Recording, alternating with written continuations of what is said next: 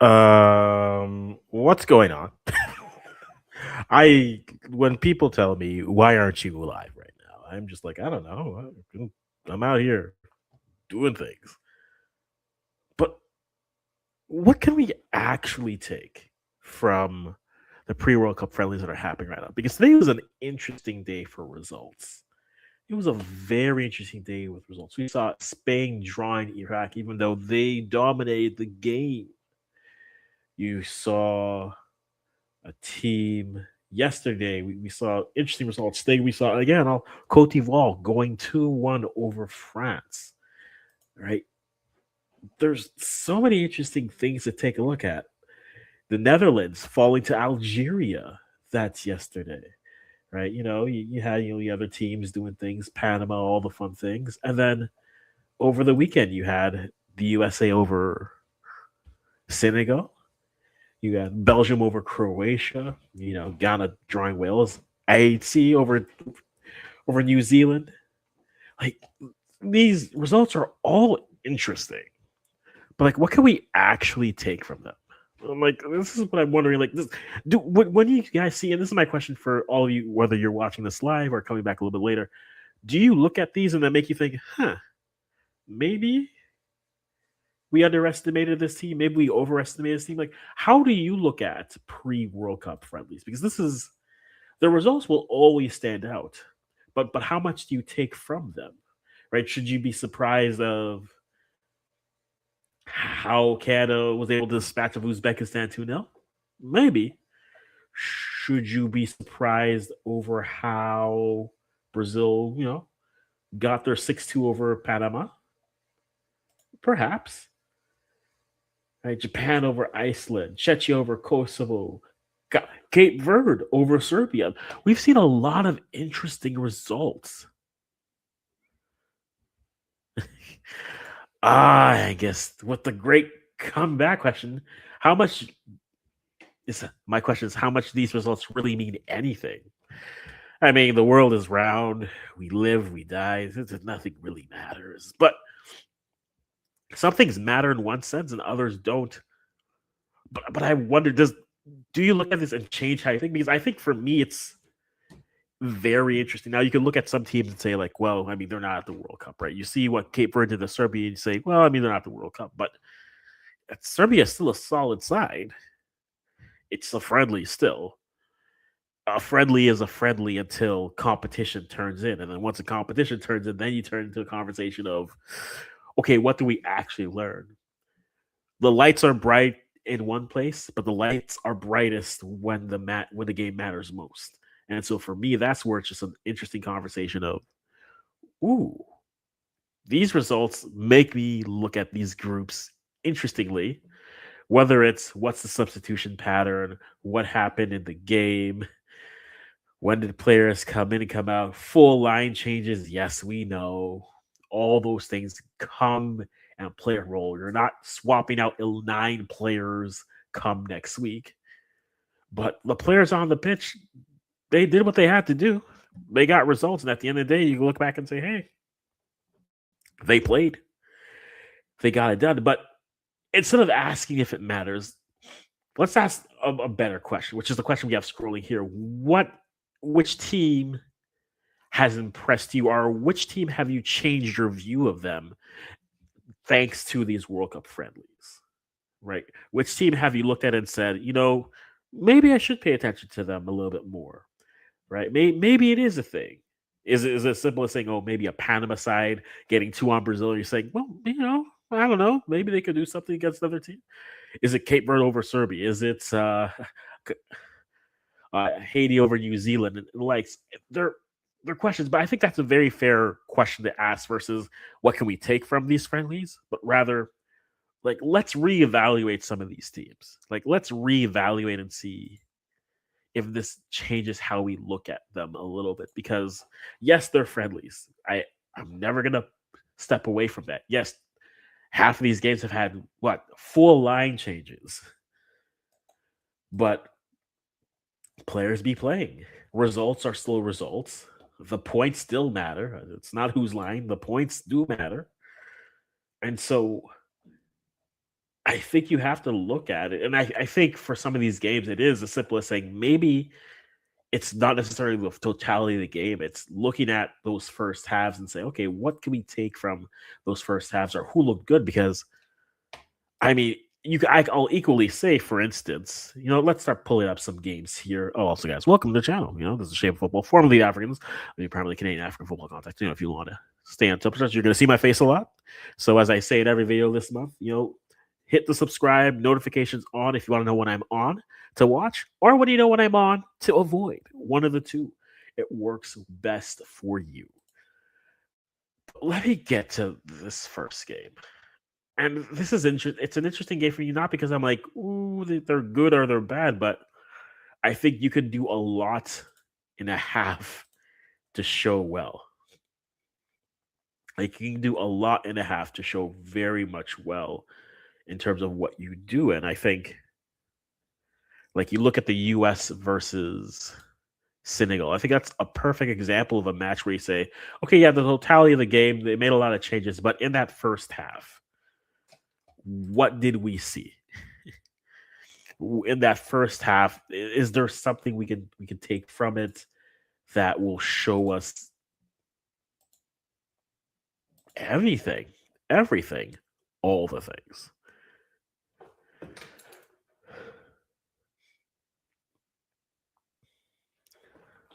But like, you look at this first half that the US had against Senegal, like, you have to tip your cap to them. That was an impressive first half over a side that, yes, we can question the lineup that Senegal had. I don't think they have the best midfield pairing out here.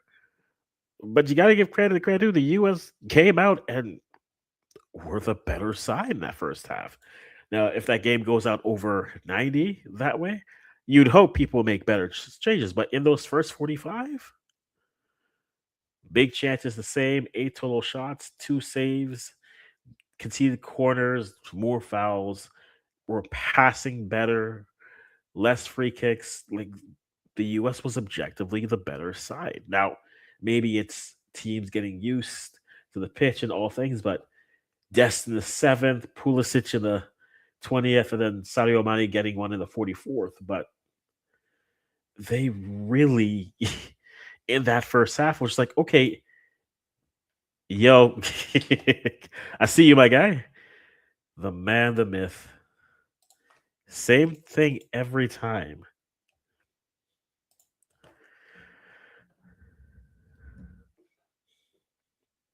Yeah, and I think this is probably one of their better. They were having good performances at the end of last year, but this, against the quality of they've had, I think this is one of their better performances. And you couldn't ask for a better type performance coming into your right before your World Cup.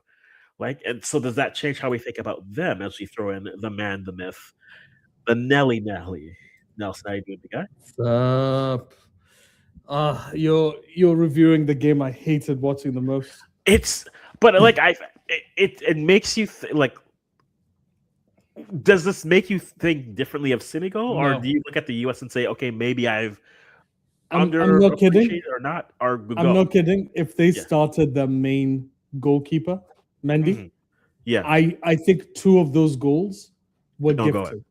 Yeah. The Pulisic goal was like snail's pace. Like, a decent keeper stops that. Mhm. But I will say something. The US really impressed me. Yeah. Like, they are a very, very, very good team. The question becomes, like, how well it translates. Because I was messaging you, right? Like, Yeah. people don't know this, but we were talking about the entire time, and I Yeah. said it felt like Senegal were told, don't start your first team at all. Provide a mixed bag. And to be fair, with the US didn't start Balogun. They Yeah. didn't start what's McKenny. They didn't start though Tillman was really good. I actually really like Tillman. I totally Yeah. understand why he's highly rated. I don't really watch I think it's at Dortmund, no? Or where's he at No, now? no, he was at Bayern, but he went away. Let me pull up. I think he's Dutch league now. Oh, is he? Okay, okay. Yeah. I know he was highly rated at some point. Yeah. I remember him being very highly rated. I can see it, but I didn't. I want to be honest. This is why friendlies are very sketchy because we're going to talk about the Yeah. bigger shock later on. Yeah. But the US impressed me in how ready they were and how it's clearly a Pochettino team, Yeah. which is shocking for a national team to have clear attacking blueprints. Because as you notice, they don't really attack with width. Like, even though they have crazy good fullbacks, they don't really attack with good width. So good side, but I still think had the main Senegal team played, I think they win. Yeah. I think just putting Mendy, he stops 2 of those goals. Genuinely. Yeah, and I think it's fair to look at it that way. Like that's why I was saying like I'm not gonna look at the totality of the game because like again you could see on the screen once the second half starts it's a full line change, right? New friendly rules are just like, hey, let's get what we need to get. Okay, you're good, cool. 45, everyone who hasn't played, you pinning off. Let's go onto the pitch. No, but the issue was a combination. My problem wasn't like you changing your setup. That's what you're supposed to do.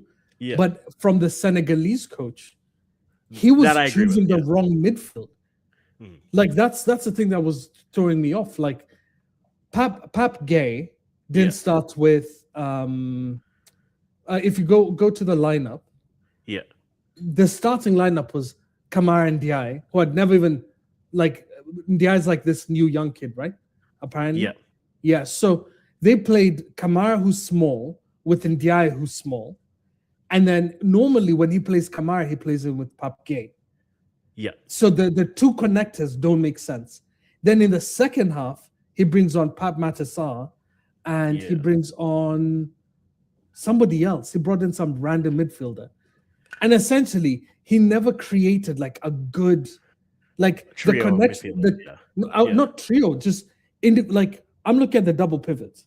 And in that double pivot, you need one who's clearly the box to box and one who clearly sits. The problem with Kamara and Diaye is you could tell neither one understood what their roles were. Yeah, exactly. Because Kamara, when he sees Pap Gay, he knows Pap is not moving. Yeah, so I'm bombing forward. Yeah, like I'm bombing forward, and having that third man run into the box is massive. Like if look at that first half, Nico Jackson looked so much worse. And by the way, Nico Jackson played horribly this game. And to be, I hate Sadio. Like not hate. Hate is a strong word. I don't like this version of Sadio Mane because I think he's trying to like aura farm, as the kids would say. He's trying to maximize his level to ensure that he comes down as one of the best African players of all time. He is already, but I think he's trying to hold onto the light and it's gone. But in this game, he was really good. But I think why he was good was because they just didn't rate his attacking, like his pace, they were doubling Diaye, they were doubling Nico Jackson, but completely like ignoring him. It did feel like a game where they said if someone's gonna beat him, it's the person that we think we can cover with one man now versus the man that we would have feared maybe 4 years ago. Yeah. And the whole game, I was just watching it. I'm like, it felt more like the US. Sorry, Senegal made the US look better than they are, in my opinion. Okay. I think the US are good. Yeah. But I also think Senegal like kind of handed it to them, in my opinion. Like Tyler Adams played really well. But when Pat Matissar and them came on, go back and like if you look at Weston McKennie and them, they couldn't keep up. The midfield, they started pinging them. Like if you think about it, in the second half, they had better players, the US, but they couldn't. You could tell like the slowly Senegal were gaining. And then what did he do? He removes Mane, who was clearly effective, puts in Asan Diao, who I actually rate. I think he Yeah. played poorly that game. But removing Nico Jackson makes no sense. Because the one thing Nico Jackson does is he's a chaos merchant. Yes. All he does is he creates chaos. So for me, it was just like good on the US. This is good for their morale. They beat a very good team, and they go in probably more confident than they were. And they're in a weak group, right? They don't really have any strong teams in their group. They have Turkey in their group, but Or just Turkey then. That's it. yeah. And Turkey are going to go through anyway. So Yeah. Turkey are a very good side. But that's it. So they either go top or they finish second. Yeah. Yeah. So it was genuinely quite poor from Senegal. And to be fair, the US did play them. They did like first half, it was one way. It was clearly one way. The US were significantly the better team. I can't deny it. Yeah, I think that's where like I'm not going to put all the stock on it, but in a friendly where you have all those changes, I'll look more closely at that first half just because I think I can glean a little bit from there. I think you don't give that team a chance to adjust. So it's not like if they have a second half, like you said, I think there's different changes made on both sides. But I think especially for Senegal, this clearly isn't working. Could we put some midfielders who can actually stay in a role so the other ones can kind of play off of that byproduct? And that would change. But no, I think, like you said, definitely an impressive first half from the U.S. I think if you're Senegal, you walk back into the locker room and say, "Hey, okay, guys, my bad." But My also bad. Senegal came. I wouldn't lie. Senegal came across like the coach either undervalued how good the US was, or they basically went, this is just a training regimen, we don't really care. Which is possible, yeah. Which is possible. Because if someone's American and they just think like I'm clearly undervaluing this thing, let me explain how poor that team was. Their best left back was not playing.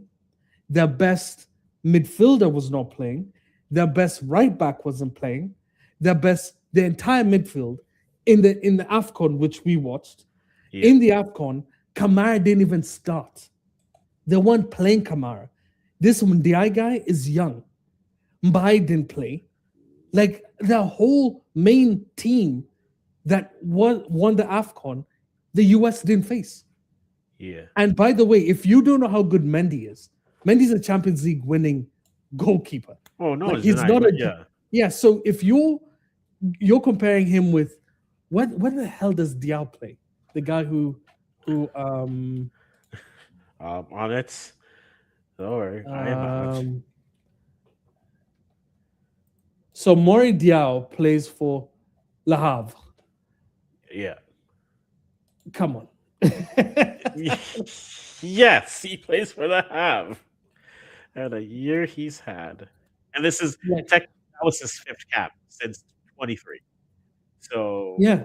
Le Havre, by the way, for anyone who's wondering, they finished 14th and they're a poor side. And yes, you could still be a good keeper in a poor side, but you saw why he doesn't play.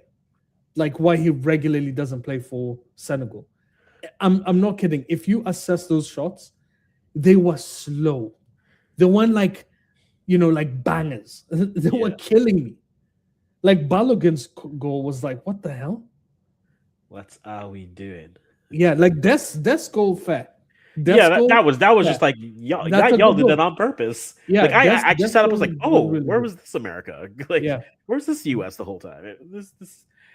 I'm not gonna say it was the same way. No, actually, that's a lie. It's not the same comparison because I felt more excited when when Nigeria basically dismantled Algeria at AFCON. I was like, okay, see, this is the performance I want. This is what we're all looking for, Nigeria. This is why I'm hard on you.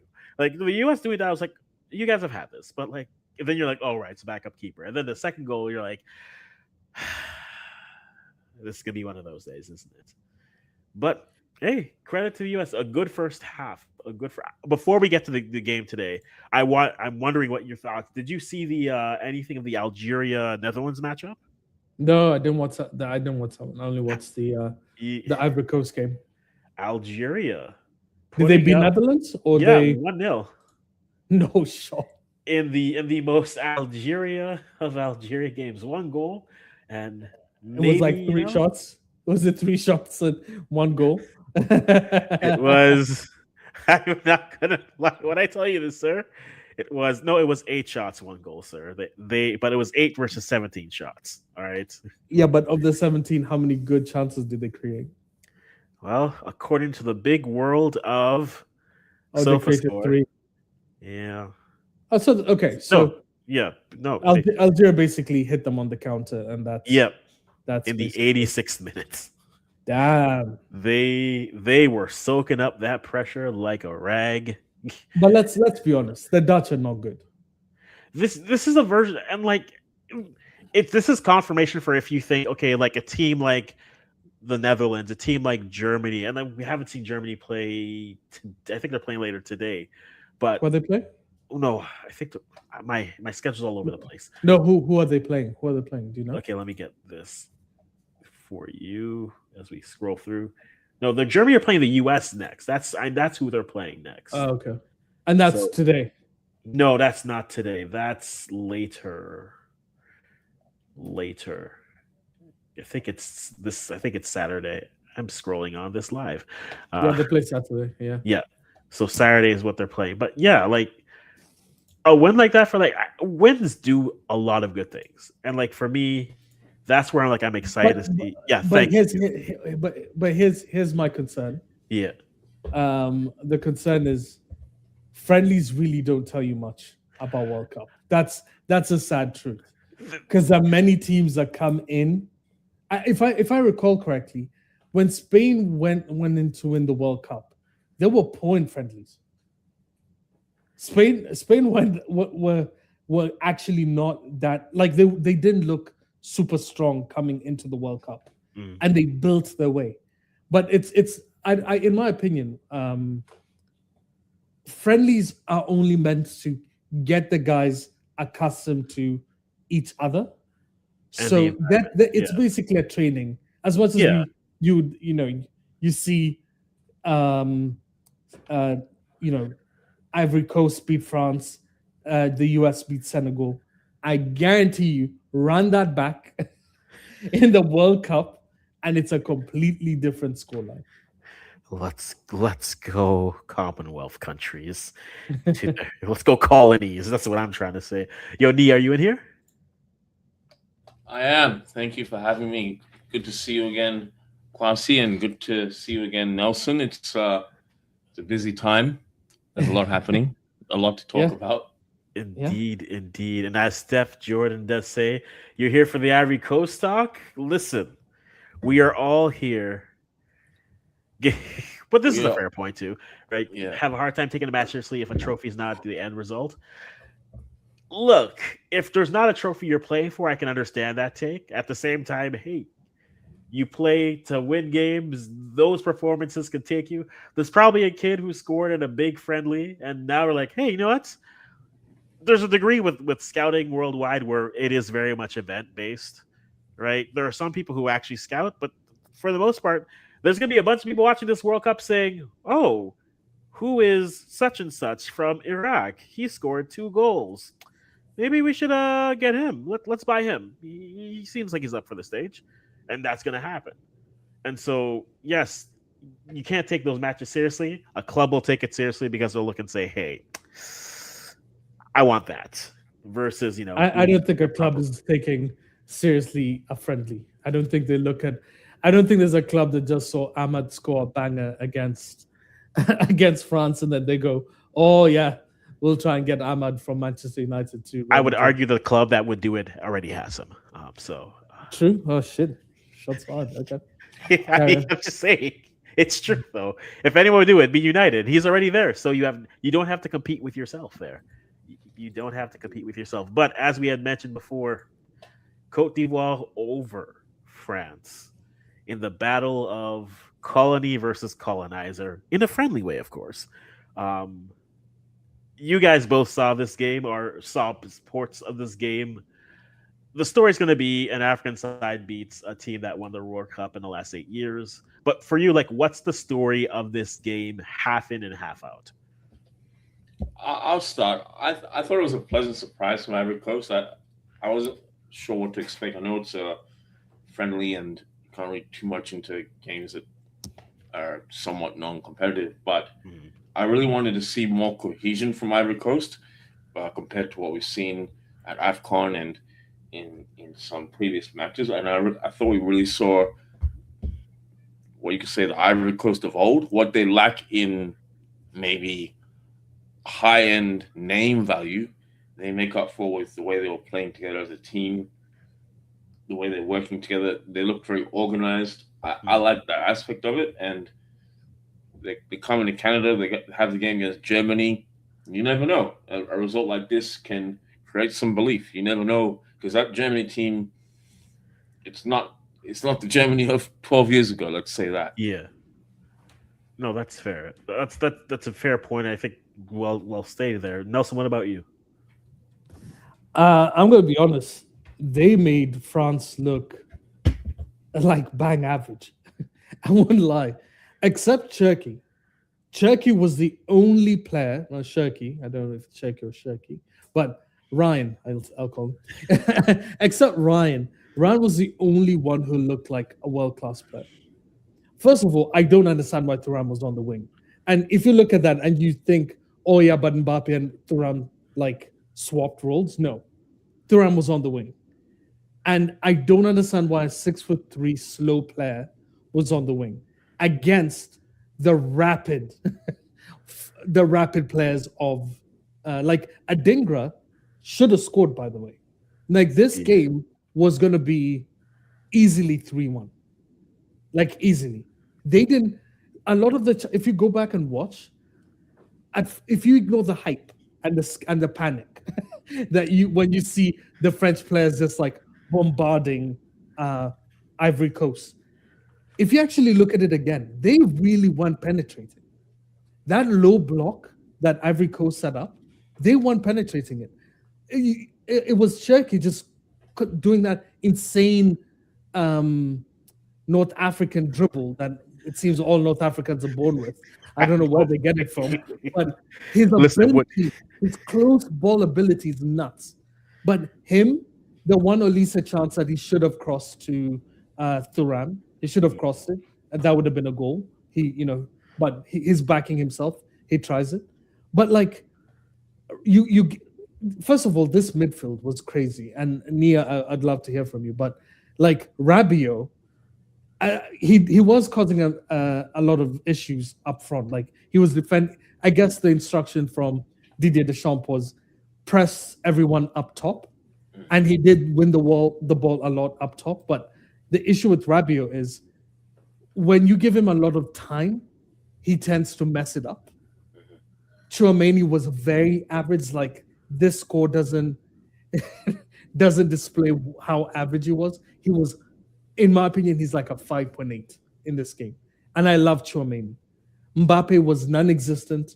Thuram was non-existent. It's only I would even give Rabiot a higher mark. It was Rabiot, Cherki, and Olisa that were good in that game. That's it. So okay, so let's stay with the midfield for France briefly. Yeah. Chouameni and Rabiot, they were marshalling that central section. Yeah. Are they starting in the World Cup, or is Conte replacing one of them in the starting lineup? I think they start both of them.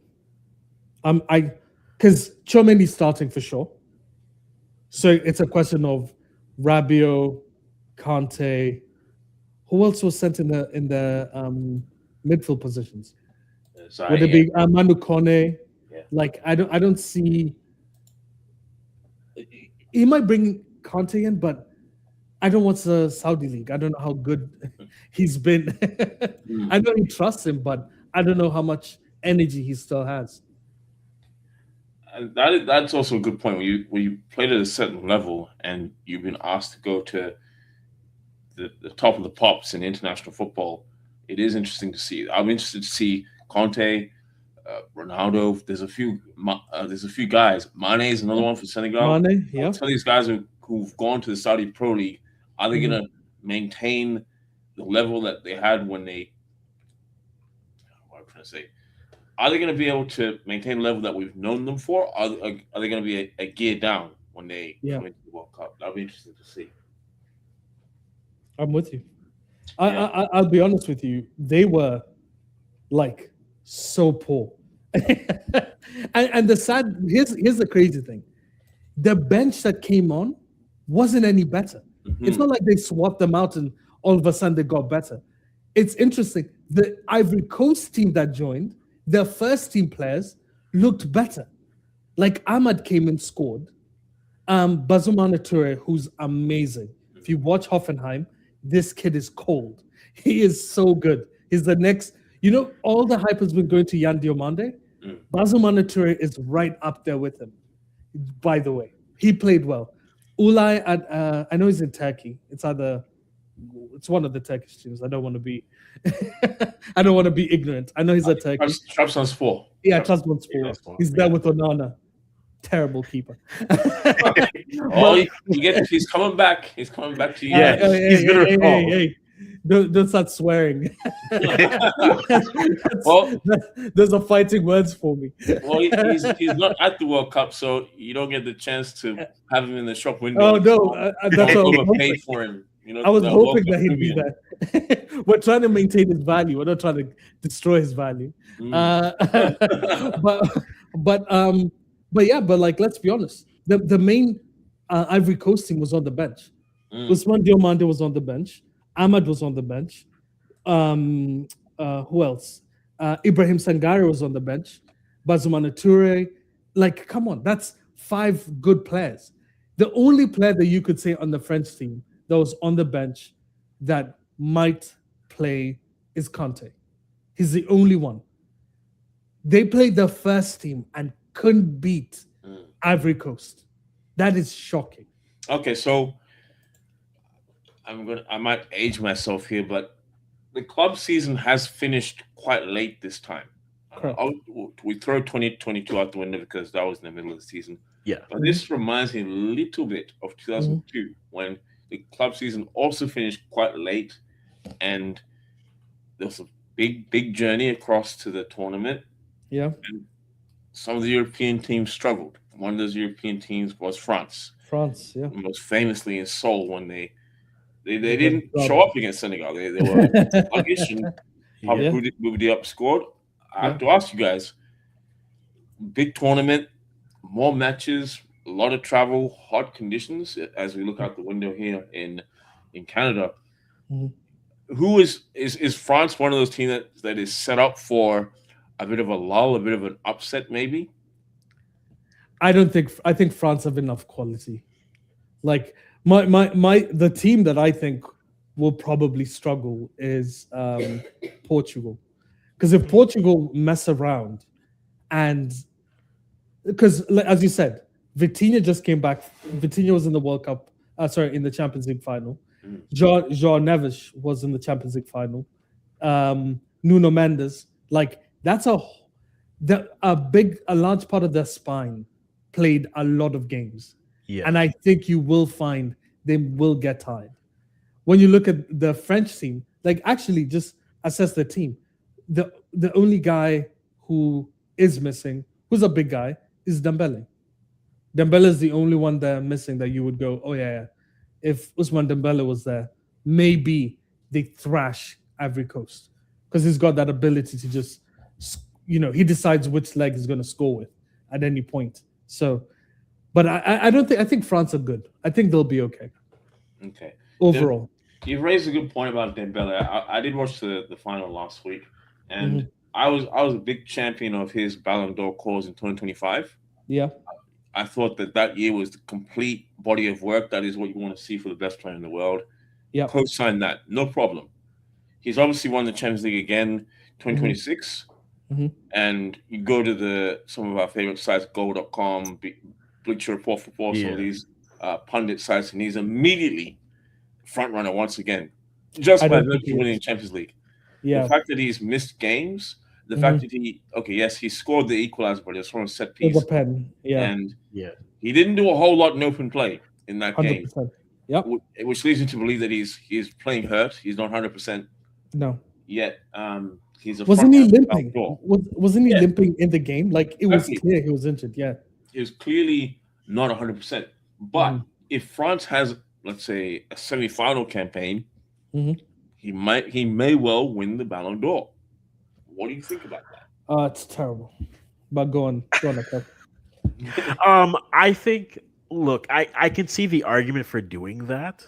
My counter argument would be, I think there's one other player on that France team who, though he doesn't have all the awards or all the trophies that Dembele has this year, I think he has bigger moments this year, and I think that'll matter to some people, and that's Michael Olise. I think Olise, has had a better. I apologize. I apologize for cutting you short. There's no way it's Olise, because if you're gonna bring up Bayern, then it's Kane. It has to be Kane. But I was getting to that. I was getting to that. Okay. Don't worry, I didn't forget. Yeah, I was saying if France makes a deep run, I think Olise on this side is thing. But I ultimately think, based off of the year, it's really going to come down to how far England goes, because I think Kane feels like the player that they just need the validation to give him the accreditation for the trophy. And I think the World Cup run is that. If England just bows out early, then we're stuck at no. Yeah, it'd be like Dembele and the Portuguese. So like the guys that Nelson mentioned. So Vitinha, Mendes, all those guys from PSG. I mean, someone will try to make the case of Yamal, but no. Yamal's been injured for a lot. Yeah, but Yamal's been injured. You're right. Yeah. No, Nia has a point here, because actually, if Spain get to like the finals and he's back in the squad, Yamal has such much noise around him. Yeah. That anytime he shows up, and the fact that he plays for Barcelona and all of that stuff, like he carries so much weight that if he does perform, he would jump up the list. And here's the thing, and this is the crazy. Now here's the craziness talking. All the English have been complaining about this England team, and I'm looking at it and I'm thinking, this team looks like a World Cup winning squad. By the way, this looks like a World Cup squad. The prior squads were, in my opinion, vibes. This is a team built to win. They've put pace around Kane, just like how they did at Bayern. He's going to have enough room to like dive deep into like what he loves doing, jumping into central midfield, all those fancy passes that he does. And now he actually has players he can play off of.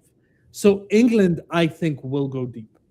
And I think this is going to be a really scary England side, in my opinion. Yeah, and as a follower of the Black Stars, I think Kwasi and I have examined this at length since the draw. It's fearful what they could do to some opponents. Because Thomas Tuchel, he's very he doesn't get star points. He's all substance. He left Cole Palmer and he left some of those guys at home because he's been given the charter by the FA, and that is win the World Cup. They don't care how he wins the World Cup. If they, whether it's they 1-0 a few times, doesn't matter. If they smoke a team 6-0 along the way, great. But that Kane needs to be holding the trophy at the end. Otherwise, they're going to hold it against this group of Englishmen. Not only for Kane's Ballon d'Or case, but Thomas Tuchel as a foreign manager, because we all know how being a foreign manager of England is. You're almost taxed. You have to work 25% harder. Every decision has to be right. All of them. There's not a single. You can't make one wrong move. And let's be honest, if he doesn't get to the semi-final, minimum. If England doesn't get the semi-final, I think they fire him. I think they'll fire him immediately. Yeah. The fact that Southgate got them to the Euro final twice in the World Cup finals. I think Southgate was just tired. He kind of run out of ideas and maybe. No, I think he understood, like, if he gets one bad World Cup group, Yeah, he and he does, gets yeah. grouped. He knew. He got lucky. Let's be honest. They got an easy run, and it's one of the reasons why when I look at this, like I look at the U.S. Mhm. and I think the reason why the U.S. might go deep is they might just get the luck of the green by merely getting lucky countries, maybe up to the knockout, maybe to like quarterfinals. On paper, yes, I hear what you're saying, Nelson. On paper, Yeah. yes, Mhm. but as being in North America, we get U.S. news more than everywhere else, and Of course. I don't like what I'm seeing with the way Pochettino is dealing with the squad. I don't like the way he's communicating. Even when he told the non-26 players that the non-communication with the guys who missed out on the squad is kind of. Yeah. And then so there's that, and then there's interviewing with AC Milan. Mm. It seems very transient. He's not. He's there for a good time, not a long time. I wonder how focused he is on getting the US to those deeper stages that you talk about. As to the group itself, Turkey will not be easy. Oh no, I think Turkey lead the group. I Yeah. think Turkey go top. Turkey go top. So Yeah. the US can definitely progress as a second or third team, but Yeah. I would still look out for Australia. And then again, that's a team that will be very substance based. They're very physical, and you look Yeah. at it's very tall. Yeah. Tony Popovich has a certain style of play. I know it very Mhm. well from watching him in Asia, and it's going to be very. They're going to sit back. They're going to absorb pressure, and they're Mhm. going to get you on the counter. Very pacey with guys like Nestor Irukunda, Mohamed Toure. They're going to get you on the counter, and they'll get 1 or 2 goals, and that will be enough. So the US. But Yeah. that's the thing that I saw from the Senegal game. The US are not small either. Mm. I actually think if you're playing physical against this US side, you're actually playing to their strengths. Mhm. You need to be technical. That's why I think Turkey will just beat them. The combination of Yilmaz, like Arda Güler, like they have way too many technical ball proficient players that I think they'll just be chasing circles when they play Turkey. Unless the referee's been bought, which let's be honest could be a possibility. Hey, there's $3 billion spent on this World Cup, and I haven't seen $1 billion of it. So Yeah. if a ref shows up in a nice posh car, I'm asking questions. That's Yeah, like there's a concern that could actually happen, and if that does happen, I think if you see refereeing decisions have historically been poor for whenever a host country plays. Like, let's be honest. Let's 2002. Let's not talk about South Korea. Yeah, we talk about Moreno. 2002. I think he's in jail now. I think he's in jail for other things, but yes. Yeah. Visiting friends, I'm sure. Yes. No, but like your point on the US, I think you can be physical with them, but what I would say is the US it's 2 different countries that play when they're at home. It's 2 different teams, one where they're at home and one where they're on the road. And the fact that they're at home is something in CONCACAF where I'd say they are probably, if they fall short at home, then I have questions. And I'm like, nah, then it's you. Because this team hasn't had to play on the road as much. And when they go on the road to even this team that you would think on paper they should beat, like one wrong call, and the next thing you know, it's like, why did you just pick up a red card? Why are you swinging at this player, sir? Why are you out of the Serginho Dest? What are you, Serginho? No. And then they're down to 10 men, and then Trinidad is running all over them. Like, this is a side that at home they should be good, but I wonder when it's not a partisan crowd, when the crowd shows up specifically to be like, hey, we can go. There'll never be a partisan crowd if you're playing at home.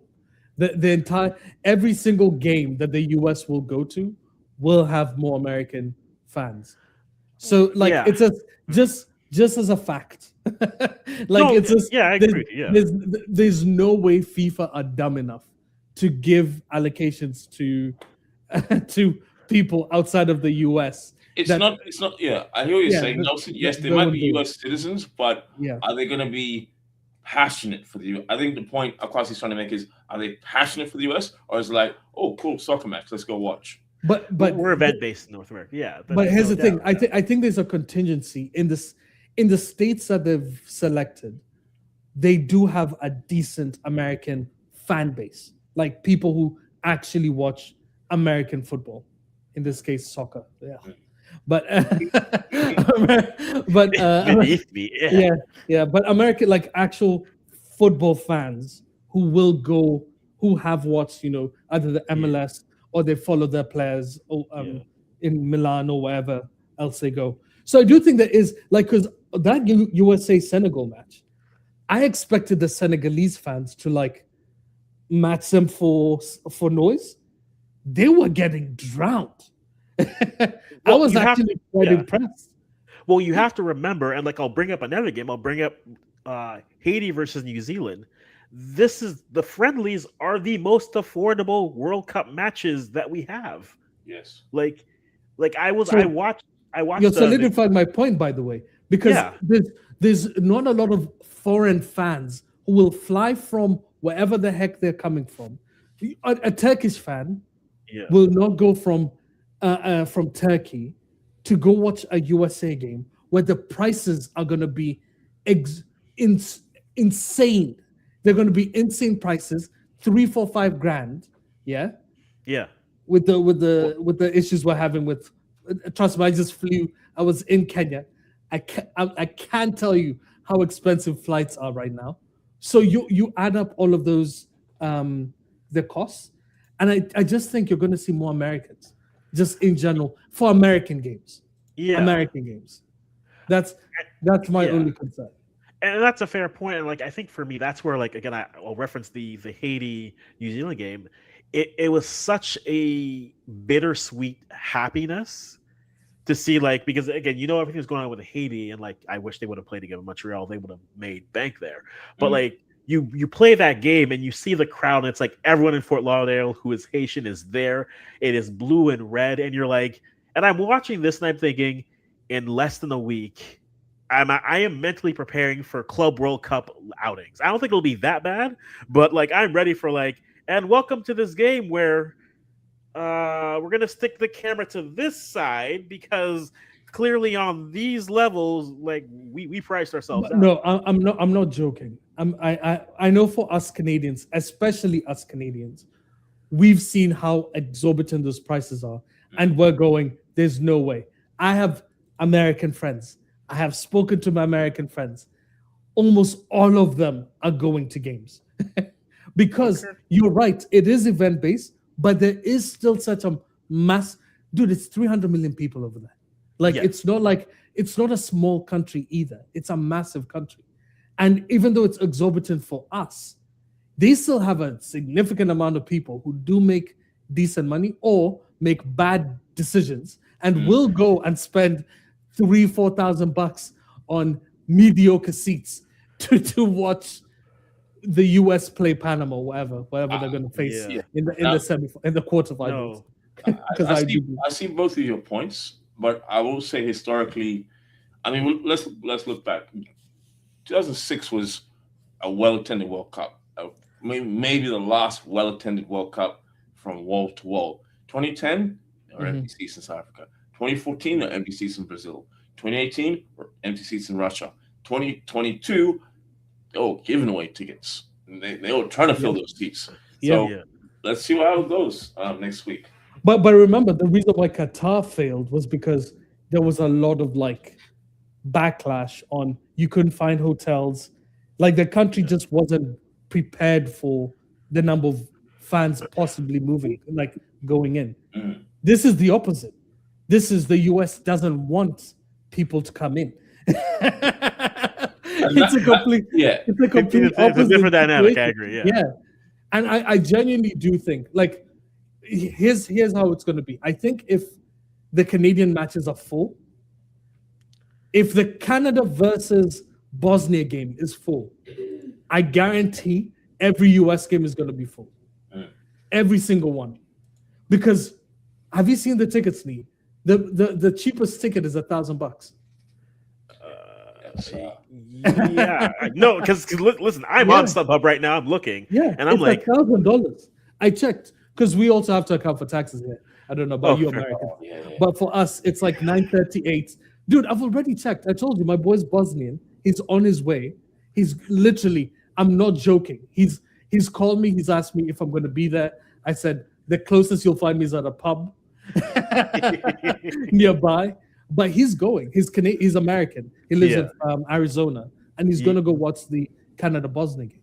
So like, I literally told him, I'm like, dude, it's not that we can't afford that. It's insane that tickets in South Africa were like $50, and we're going to 1,000 in a span of 16 years. It's crazy. No, By the way, I think you had said the best. I think the best World Cup I've seen was the South Africa one, just because of the noise. Like there was no question. You were walking into a cauldron of African screaming for 90 minutes straight. Wait, whether it was the vuvuzelas or just yells, they were there. Bring back the vuvuzela. Bring it back. Yeah, I would. You know what? I just want to see good football, and that's also you brought up something up. The heat. The heat is going to be a massive factor. Yeah, and I really hope we don't see a lot of injuries, because you saw in that PSG game, you could see Dembele was clearly injured. You could see Saka was limping. Vitinha for points. I'm actually shocked Vitinha played the whole match, because there were points where he was limping. But I think a lot of it was cramps. It wasn't like actual injuries. It was just lactic buildup to the point where they just couldn't run. Yeah. Do you not remember Kvaratskhelia? Yeah, I was about to bring him up. Was bombing forward, and I'm like, how the hell is Saliba catching up to him? How is Saliba quicker than Kvaratskhelia? Made no sense. Saliba has a back injury.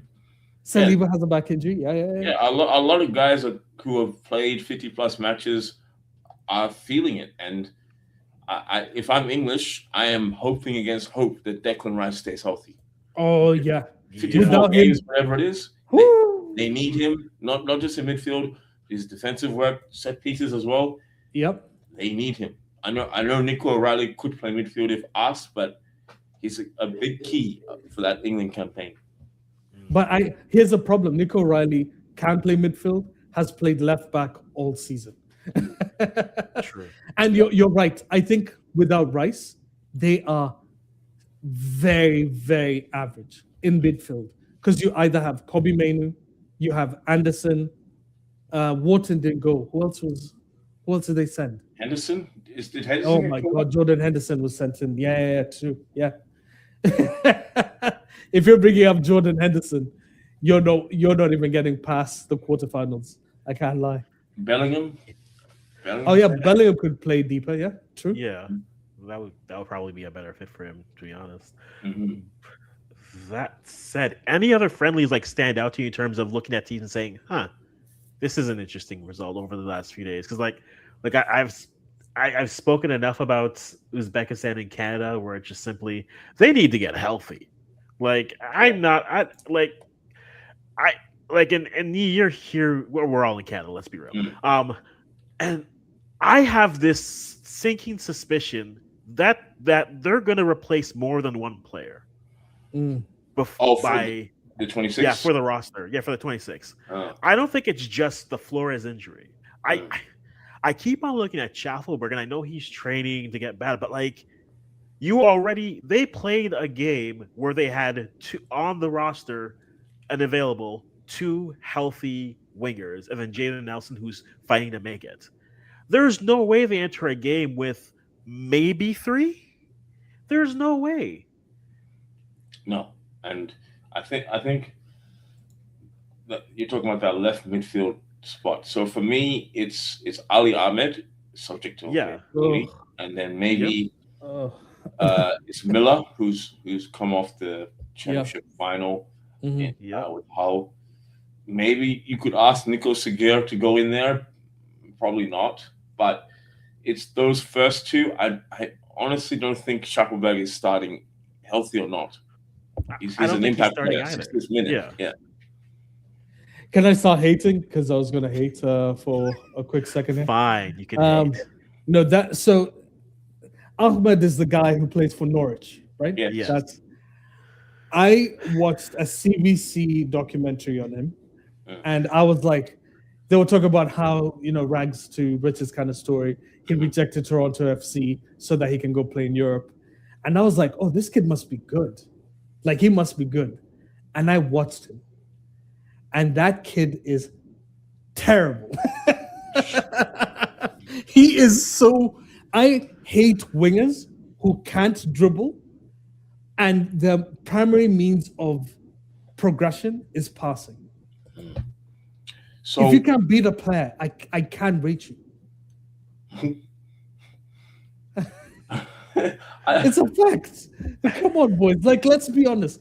We would much rather play. You were talking about that. I would much rather play a one-legged Alphonso Davis as a left winger, and we just find a regular left back. Let this And conversation die. bro, are you joking? Have you watched Ahmed? I've watched him, and look, my commentary on the wingers for Canada is very simple. You have Tejan, who's probably your best winger, Yeah, and then he's good. everyone else to me is in that same group of different versions of Chaos Merchants. And I'm fine with that. Yep. I would much rather have Davies as your, and right now, based off of the health of the center backs, Nelson, we have 3 match-ready center backs and 2 match-ready wingers right now. Bro, If Davies with one leg is coming in, you're hopping to take away a fast break opportunity that we're creating for ourselves. He's what not fast up to- break with Ali Ahmed? He's not Listen. quick. Yeah, well, guess what? I'll keep Davies back there with his one leg hopping to stop the breakaways we give away every game. That's what I'm using Davies for. Brother, I'm not joking. There must be some under 18 kid playing in, like, we need to bring somebody else, because I watched this, like, I hate wingers who pass back. I'm with you on that. Yeah, I get what you're saying. Don't get me When wrong. I I get watch, what you're saying. every time he looks at his defender one-on-one, he goes, nah, I'm gonna pass it back to the keeper. What the hell are we doing? Like, that's why I like Buchanan. Even when people didn't rate Buchanan, he was the only one who goes, I'm just flying at the guy. Because even if I lose, the next time I face him, this guy understands I have to backtrack. I can't just expect him to, if I put a little bit of pressure, we're gonna be he's gonna pass the ball back. Like, that's the reason I don't like Ali Ahmed. No, But I thought but it's true. Flores did get injured. Do we even know what happened with his knee? It's ACL. ACL. ACL. Oh, It was non-contact. Like, he was cutting, he was chopping. yeah, back no, and I saw he chopped dropped. back and he just dropped. Yeah. And like Yeah. the second I saw, I was like, it's ACL, but I hope not. Like, maybe it's just a cramp. Maybe maybe That's just, what I thought. Yeah, But you see him lying down for too long. I was like, oh no. Yeah, I had high hopes for Flores. I genuinely thought he was gonna show the world with this play this tournament, because I liked how he played against Tunisia on the ball. He was dribbling. You want to talk about a guy who takes the ball forward? He was doing that at the set piece. He was Chris. He had good link up play with Jonathan David, so it was really tough to see him go down. Now, another midfield option is Richie Larea, but he has to deputize at left back while Davies is out. yeah. So, Okay. yeah. And like, that's where I'm like, I think the injury to Flores with Ahmed already out, you have to look at your wingers. And I will give Marsh credit, though. Against Uzbekistan, second half he basically went 3-5-2, and that was like a 3-man midfield in 2026. Since when? Desperate times. Like, it feels like Bev Priestman, which is like, well, I got to play a 4-2-3-1 now, and we're like, this is new. Play more of this, please. And so, if you look at that again, match-ready wingers 2 that are on the roster, match-ready center backs 3. You have to consider. Look, and I think Marsh is playing this well in a sense that, hey, he knows you don't have to make a call till the day before the match. You named him to the roster, which is arguably is the honorable thing to do. But look, once you get to the day before, I will not be surprised if because the conversation in Canadian circles is, do you take Nelson? Do you take Priso? Do you maybe squeeze in Daniel Jemison? I think Priso and Nelson are coming because I just feel in my gut. I feel Schaffelberg won't be ready, and you can't risk waiting for a fullback. Like you can mess around with the I thought when's the provisional squad supposed to be? No, it was the 1st of June. But the FIFA rule is if you're replacing a player due to injury, you can do that before your first match, and then then it's locked in. Okay. And so if you have to replace players because they're just not match fit or they're injured, and most of those players came in injured, I think guaranteed Priso's going. Plus, I think he has to. Go on, sorry. Mm-hmm. I just had one other name I wanted to throw out there that may not be the front of mind. Junior Hoylett. He's not with this. He wasn't in Edmonton, but I know he's been told to stay ready. I Ali Ahmed. I'm going to be honest with you. I have a theory that he picks. If it's between Nelson and Hoylett, my theory is he picks Hoylett over Nelson. He just hasn't played Nelson until like this half against Uzbekistan.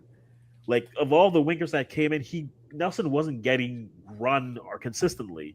He got some run against Romania and Wales and some other spots, but typically he wasn't getting it. So I was like, I know Hoylett isn't with the group, but like I think Hoylett's gonna go. But then he hits his goal against Uzbekistan, which is good. That's gotta pump him off the list. But the more injuries that you're looking at this Canadian roster, the more I think it's not just one player that they're going to have to replace.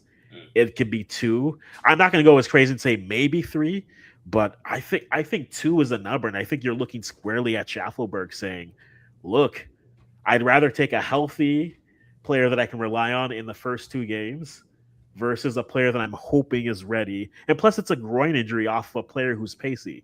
So coming off of that with no match fitness or match readiness, it's a tough choice. It's a tough call to add him to that roster. I think it's, again, the honorable thing. Add him to the roster. You made it. And then, like, at the end, just you weren't ready. We'll bring someone who is, because that's the reality. Here's the issue that March is facing. We have injuries in almost every single department. And whenever you have injuries, like, say, in the forward positions, you then just fill up your back and you play like a 3-back system or a 5-back system. We don't have Alphonso Davis again. Yeah. That man is, I don't know if, actually, to switch it up a little bit, I saw Bayern Munich are looking at getting Nathaniel Brown from Frankfurt. And that guy's probably going to start over Alphonso Davis, to be honest with you. That's telling of how poor Alphonso Davis has been in terms of just availability, not ability, just availability. And then you're looking at our attack, in my opinion. If you're bringing Junior Hoylett, you're not playing him left wing. You're probably going to play him attacking mid or striker, technically. You can't play. He's too slow now. He's 36. The man's yeah. Well, I always figured he was the best replacement for that attacking mid space or the Joe David role, where that's where Joe likes to roam anyways. So like I figured that's where he would bring him in, but he didn't initially. But I think the door's still open for that. Or Jesse Marsh will do the Jesse Marsh thing, which is I need someone fast. Hey, Daniel Jemison, what are you doing? There you go. Do you want to play winger again? That's our bad shot, by the way. But go on. The issue with Hoylett, I think, is as you point out, is the speed. So not necessarily when he's on the ball, but when Canada's pressing, because it's aggressive. Marsh likes to be in the face of the opposition to force that turnover, the chaos that you mentioned. So Hoylett is not going to assist you with that. Hoylett can help you in the second half when you have tired bodies and you want to take the ball forward if you need to get a result, if Bosnia score first. But I think what Canada's going to do, and I think with the lineup against Uzbekistan, we saw probably 9 or 10 guys who are going to start against Bosnia next Friday. Maybe not sure about Liam, but I think everyone else is going to start against Bosnia, and they're going to come out and they're going to try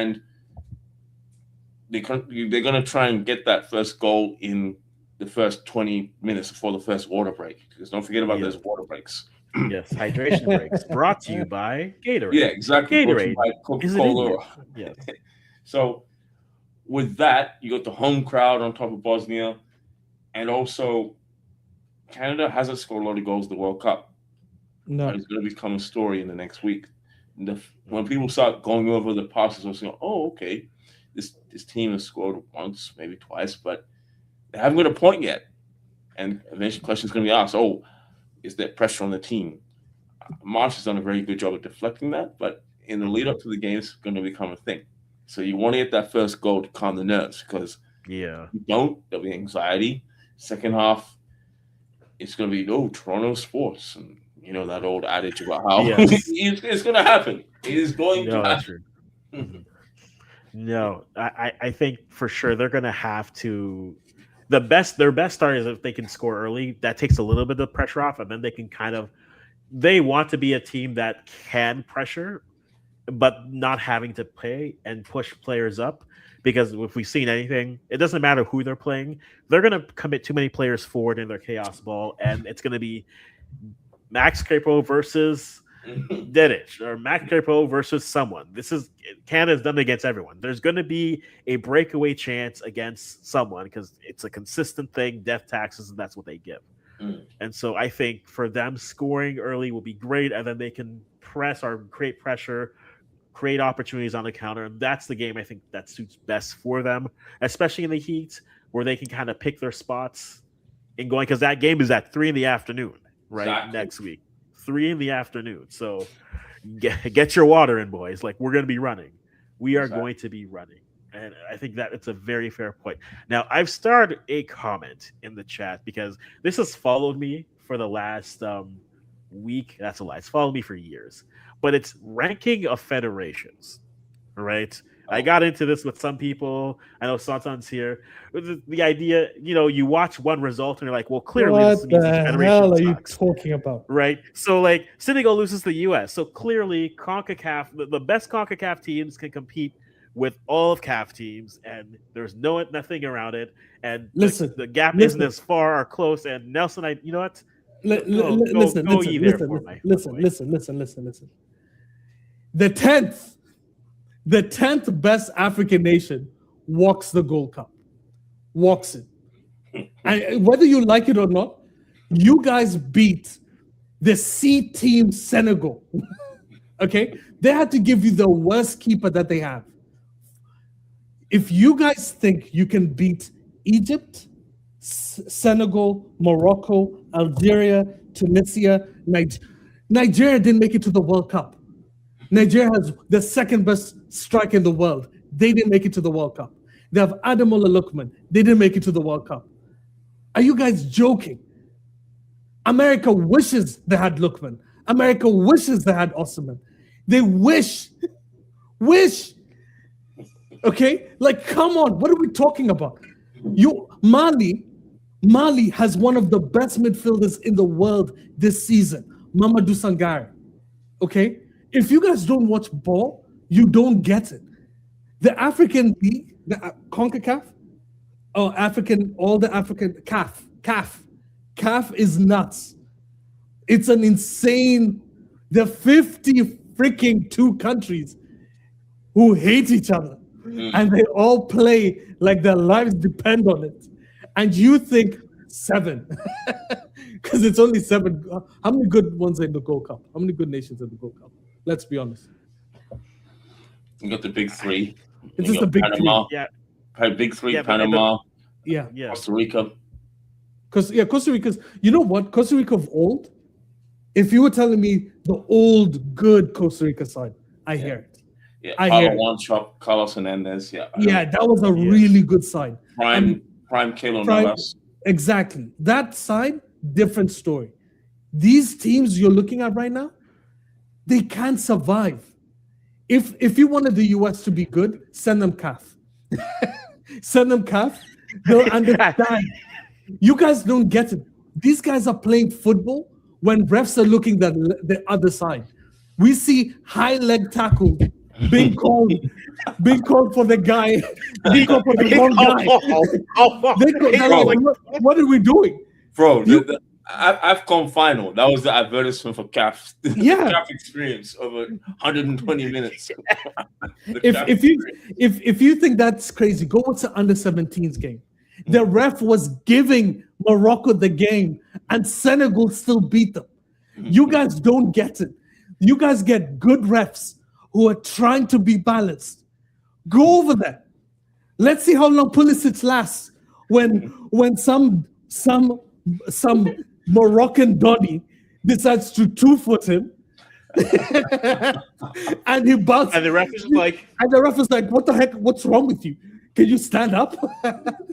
Like, you don't get it, Pulisic's ankle is like this. So you're like, yeah. And the ref's like, walk it off. I'll never forget. I think no one besides Zaha. He plays for Ivory Coast, right? Yeah, Cote d'Ivoire. Yeah, Cote d'Ivoire. He said because he's English, but he chose Ivory Coast. He's like, he didn't understand the level, like the physicality that is played in CAF. Like 70% of those tackles are not accepted anywhere else. Maybe South America. South American, I've watched South America. If the argument was, is it CONMEBOL? That's the bigger one that includes. Yeah. If it's CONMEBOL, fair enough. Yeah. The South Americans match African physicality, no question. But the US, you have injury-prone players up top. You have Pulisic, who's constantly injured. Balogun could survive. He has the size. But you think Timothy Ware would survive a tackle from El Hadj Diouf? Are you kidding me? Have you seen the lanky legs on that bitch? Like, come on. What are we talking about? And that's a Senegal. They're teams that don't even play football. I don't even understand how they even get to the freaking tournament. Yeah. They're there to break you. Come on, man. By the way, the 10th team in FIFA rankings from CAF is Mali. Yeah, you wouldn't beat Mali. Sorry, 15th. That's a good side. Yeah, 15th is Ghana at this point. That's us. Yeah, you're not beating a 15th team. Like, if I took, let's be honest, if we took the best sides, it's only the best Mexican sides and the best Costa Rica sides that could match that intensity. Like, those games are crazy. You can't survive those games. You have to be accustomed to them. There's no chance. You take Senegal and tell them, listen, we're giving you a good ref. It's over. Look at Ivory Coast. Ivory Coast beat France. They had three chances, 3 big chances created to France's 0. Senegal beat the World Cup winners. Are you joking? Senegal Senegal are African champions. The people I have to reword it now because I haven't won the appeal yet. But because apparently Pochettino couldn't even talk about it. Yeah, Come on, legally obligated to let you know that Morocco has won that game 3-0. Exactly. The rule violations, Articles 82, 83, and 84. But even if you send Morocco, let's be honest, even if you send Morocco, there's no Gold Cup team that's good enough to beat Morocco. None. And by the way, I'm looking at it going, I love CAF because it's stupid, it's crazy. We've got mental fans. I love everything about it. But in terms of football ability right now, you're joking. Half the African sides played exceptionally well in the World Cup. They played AFCON. Cameroon looked like a shell of themselves. Yeah. They couldn't. Dude, come on. That's insane. There's an underlying thing here. I've wanted to bring this up for a number of years. Apart from Mark Gleeson, who is on the continent and based in South Africa, nations from CAF are not reported on very well. It's often very stereotypical. The tropes about mentality and organization. But I think at the last World Cup and in recent AFCON tournaments, we've seen the African football story that should be told on the pitch. And that it's genuine talent, it's genuine tactical ability, I think people are slowly waking up to it, and I feel like in the next month, people are going to wake up to what CAF has to offer. I have, like, let's be honest, historically speaking, sorry, Kwasi, but historically speaking, African players, you'd either only get one top African player, like as a striker, back in the day. It used to be Eto'o, it used to be Drogba, Abedi Pele was an attacking midfielder, but could play striker. But majority of the good African players were only seen to be strikers and defenders. Why? Because they thought they didn't have technical ability. Yes. That was a big key fact about why we never had excellent midfielders. Let's just discuss. The best midfielder in France right now, by the way, is Mamadou Sangare. You can go look at the stats. It's not even a joke. When you look at people like Vitinha and them, Mamadou Sangare you should go watch the PSG Lens game. Sangare had them on skates the whole game. They couldn't get anywhere close to him. And defensively, he's insane. Okay? Yan Diomande is on his way to Liverpool or PSG. He's a 19-year-old Senegalese kid who came from, by the way, best US project of all time, apparently.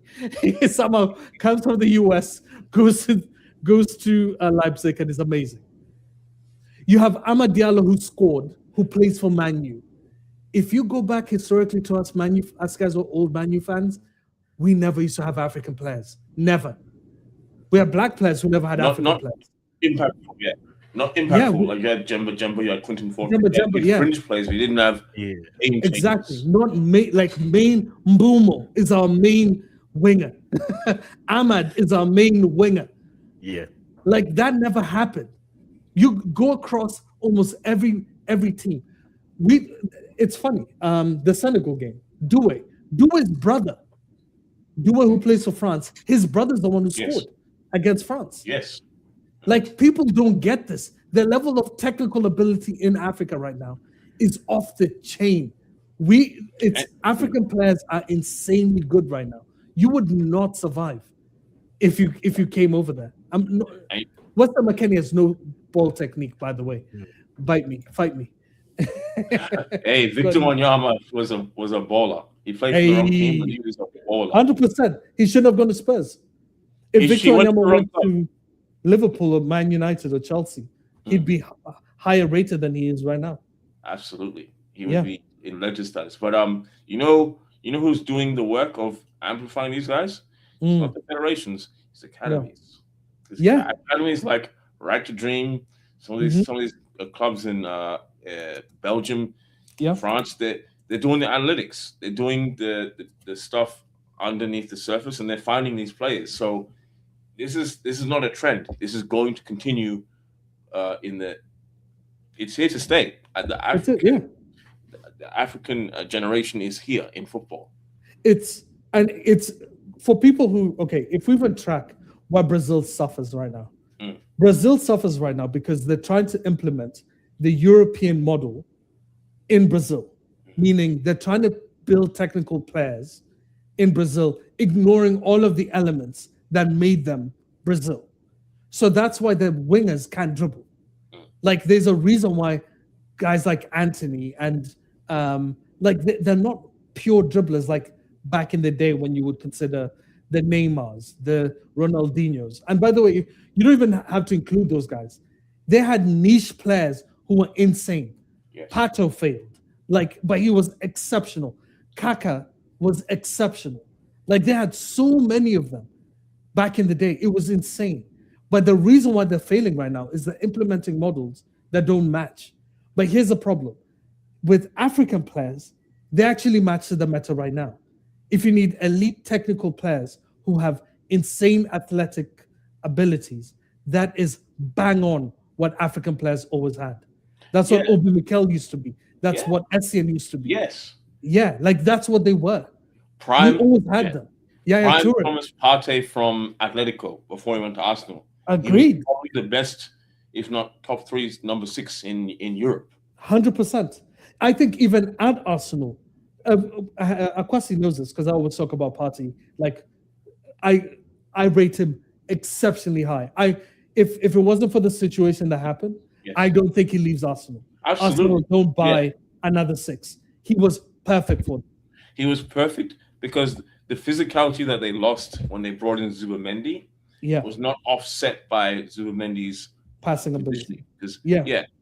uh, And Partey's- go on. Mhm. Partey would shield the defense. He was almost Mm-hmm. like an advanced centre back out of possession, and Mhm. then on the ball, the way he was able to allow Rice and Odegaard to become number 8s, and Rice to become number 8, and Odegaard to become a bona fide number 10. The way Mhm. Arsenal could push forward, that was next level. Arsenal won a trophy. They almost won 2 or 3 more, but they lost that in between the second and final third. That's what they're going to 100%. try and solve in the offseason.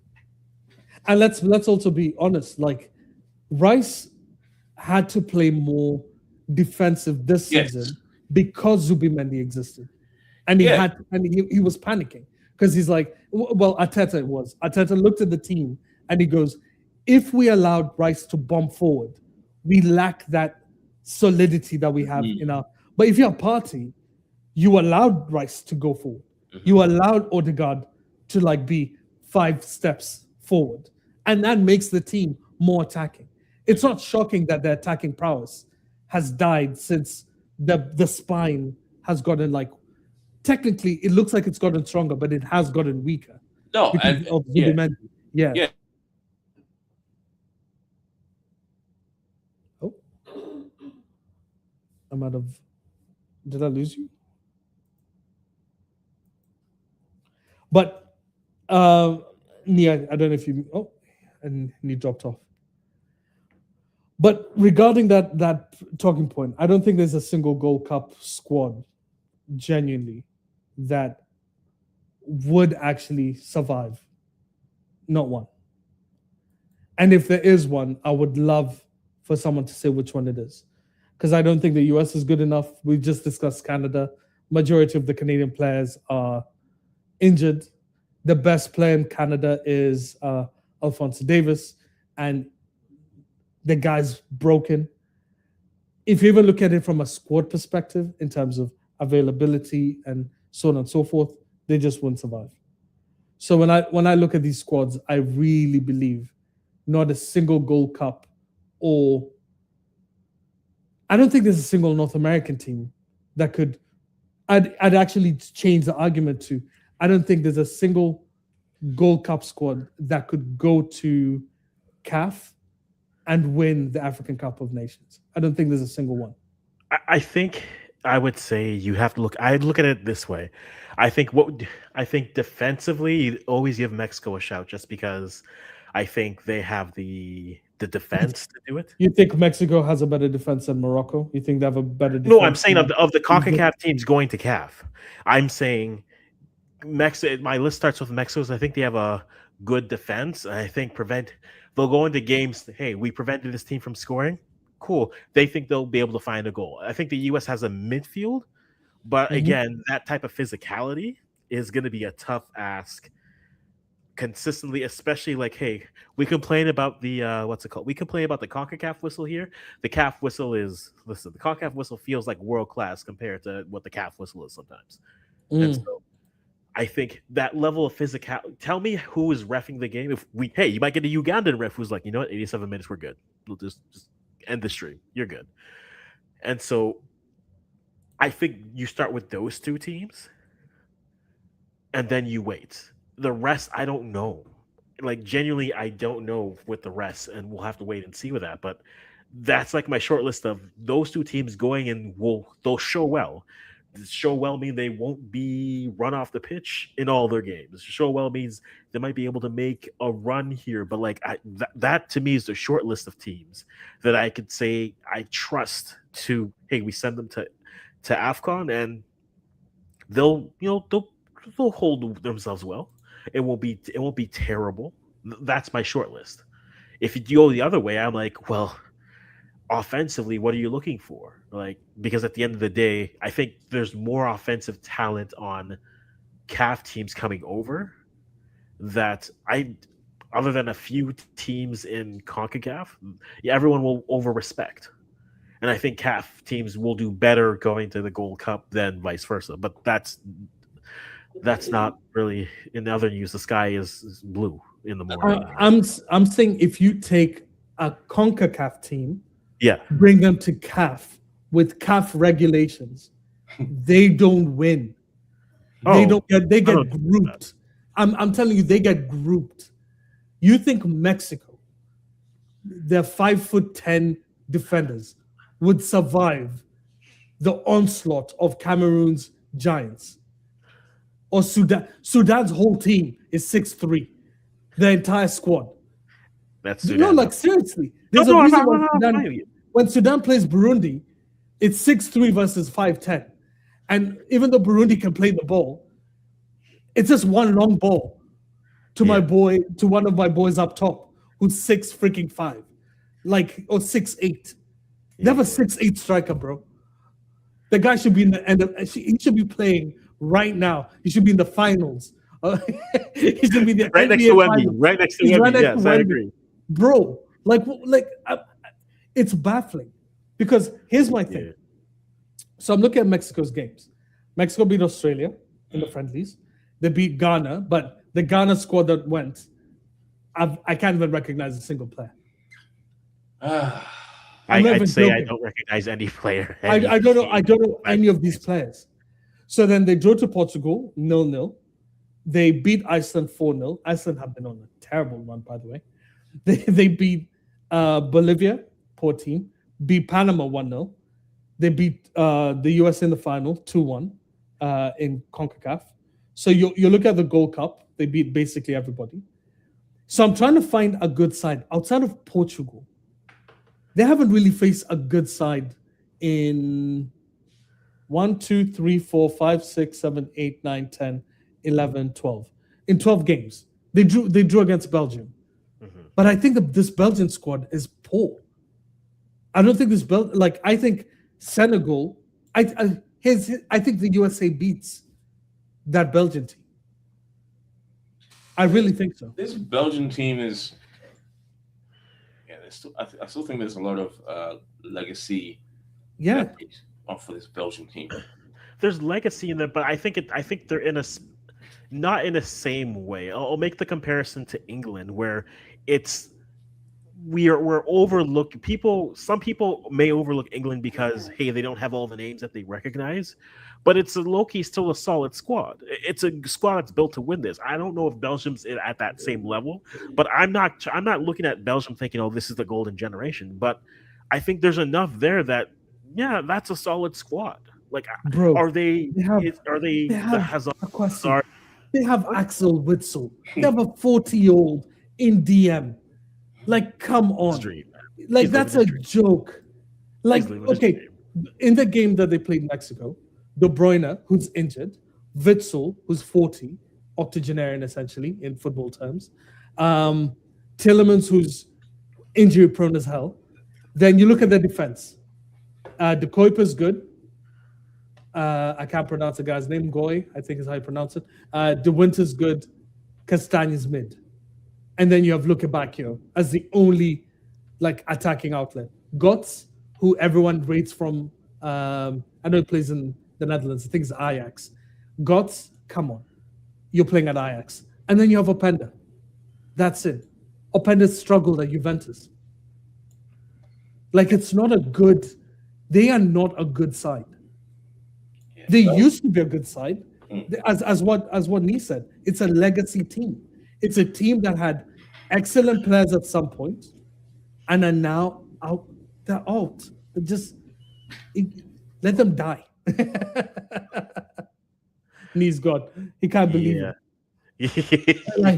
But let's be honest. Doku I rate Doku. Yeah. I rate Shad de Ketelaere. But that's it.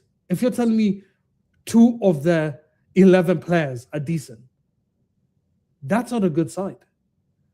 And by the way, when they played Mexico outplayed them. True. They just outmanned them. But Belgium's this is my issue with Mexico. And this is my issue with Gold Cup teams in general. You guys are facing poor teams, so you don't really know what your level is. But when you're playing in CAF, you're playing really decent sides every freaking game. You can't ghost in AFCON. You can't ghost at the Euros. Yeah, just ask the Black Stars. Yeah, exactly. Ask the Black Stars. Yeah. Look at Nigeria. Yeah. Look at Nigeria. They thought it was light work. Let's be honest. If you took Nigeria and put them in the Gold Cup, they are finalists every single. You can't tell me they have Osimhen, Lookman. How am I forget Nigerians? Iwobi.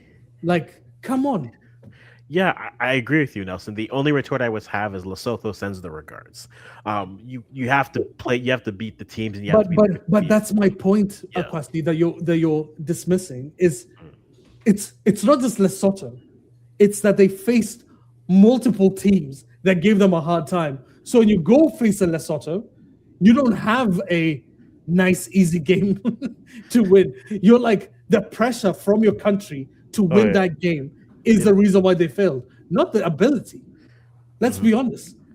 A half-legged Osimhen is still clear of every striker in the world except Haaland and Kane. True.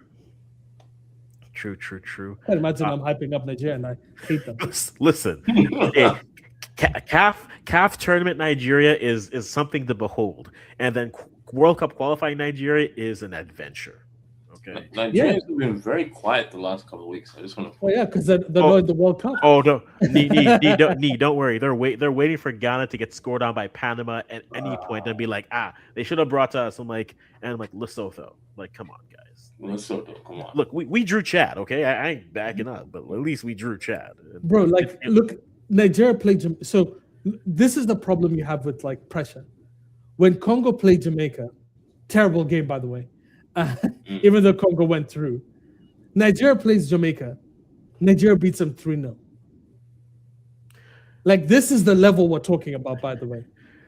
It's not like an easy. It's not easy out here. It's tough. No, it is tough out there for sure. But like it's a different level of pressure, and like I can't wait for that pressure to hit Canada, where it's like, oh no, we're gonna be pissed when you don't win this, and we expect greatness from you in that sense. Because I'm seeing a couple things in the chat here before we wrap up. I do want to talk about this. Ireland, what's your guys' expectation for the Canada versus Ireland matchup on Friday? Because to me, I'll be perfectly honest. I know John McHugh is like, yo, Ireland's taking this. Maybe you do. My concern is who's healthy. I'm watching this game. Like, does Bombito look better? Can we get like a 60 out here? Amy has a point there with the goalkeepers, which we'll get to in a second. But like, what's a good outcome for you when it comes to the friendly in Montreal against Ireland tomorrow? So Crepeau has been announced as the starting goalkeeper for that game and also for the Bosnia game. So while he's on the field, he's going to keep it clean. Yes. No two ways about it. I don't care if there's a penalty.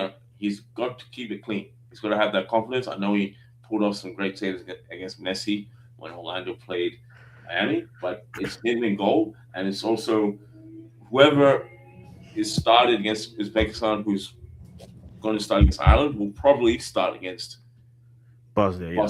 So I'll rattle off the names: Johnson, Bombito, Cornelius, Larea, Buchanan, Estacio, who will probably be captain, Kone, David, and Larin. So the left midfield is still up in the air, but all of those guys, I want to see how they play as a unit. Are they cohesive? Are they disorganized? What is the temperature level of those guys on the field? Mm-hmm. Oh, so how do I know that Maxime Crepeau is goalkeeper? So Jesse Marsh, in his media availability today, confirmed that Crepeau is going to start tomorrow against Ireland, and he also went ahead and said that he made the decision that Crepeau will start against Bosnia. So that's just a little tidbit. Listen, Amy. And Irish side basically struggled to beat Qatar. I think our weekend side can still beat Ireland, to be honest with you. That version of them, agreed. And like for me, I think watching this game. The Uzbekistan game showed their starting 11 had three groups of players. You had the players who clearly looked like they played all year and had good seasons, like the Kone, Miller, Buchanan. You had the players who played but had rough seasons. And I'm including Laren in because Laren had a terrible first half and then a great second half. So averages out to meh. Joe David had a meh, if you want at its best version. Derek Cornelius, Rangers said we were going in a different direction. And then you had players who were coming off of injury, right? Alistair Johnson, Bombito, players like that. You could see that there was three brains working and they were not on the same page. I'm just looking for them to look cohesive, right? I want them to look because the amount of times you saw Kone make a run and then he makes a pass and Joe David is like 2 steps and stops, like, oh, you wanted me to do that? I'm like, yeah, that looks like someone who struggled at Juve this year. They need to look, and hopefully training help with them. They need to look like they can be on that same page movement wise, right? Because there were opportunities there. If you look at the first half, though, like they gave up the better opportunities. Like Uzbekistan could have scored 2 goals with one going.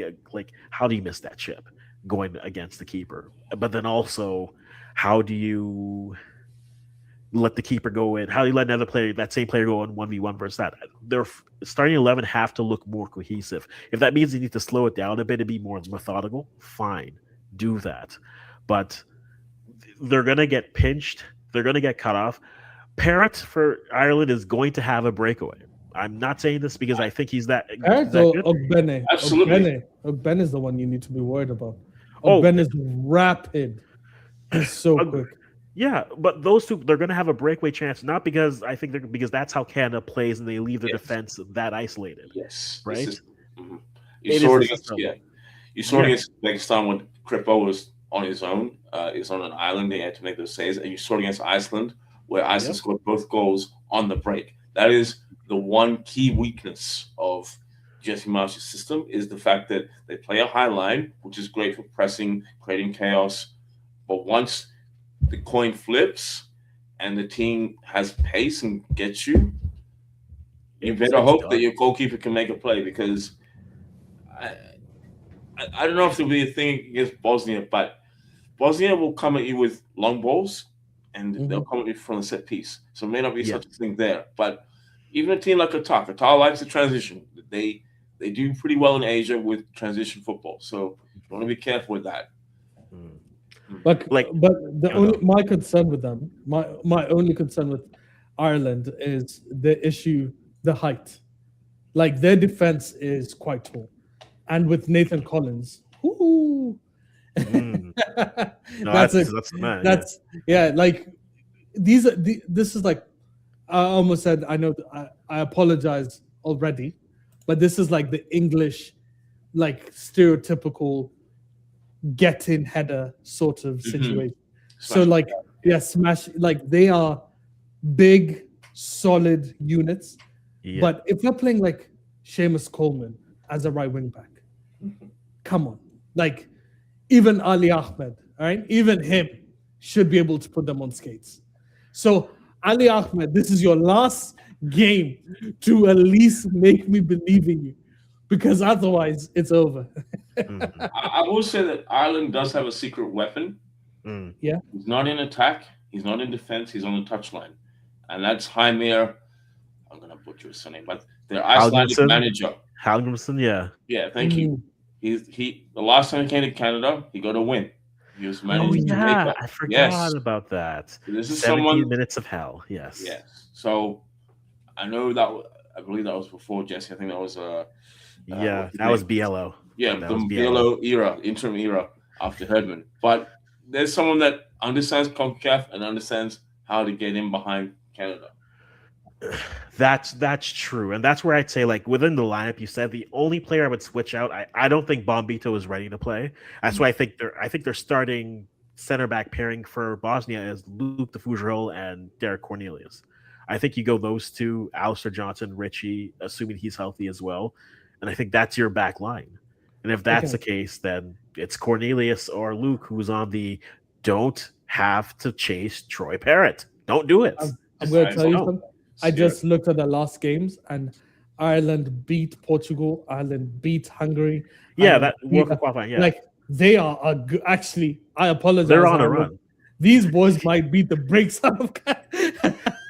I just We looked were at the Qatar game. They got a red card early.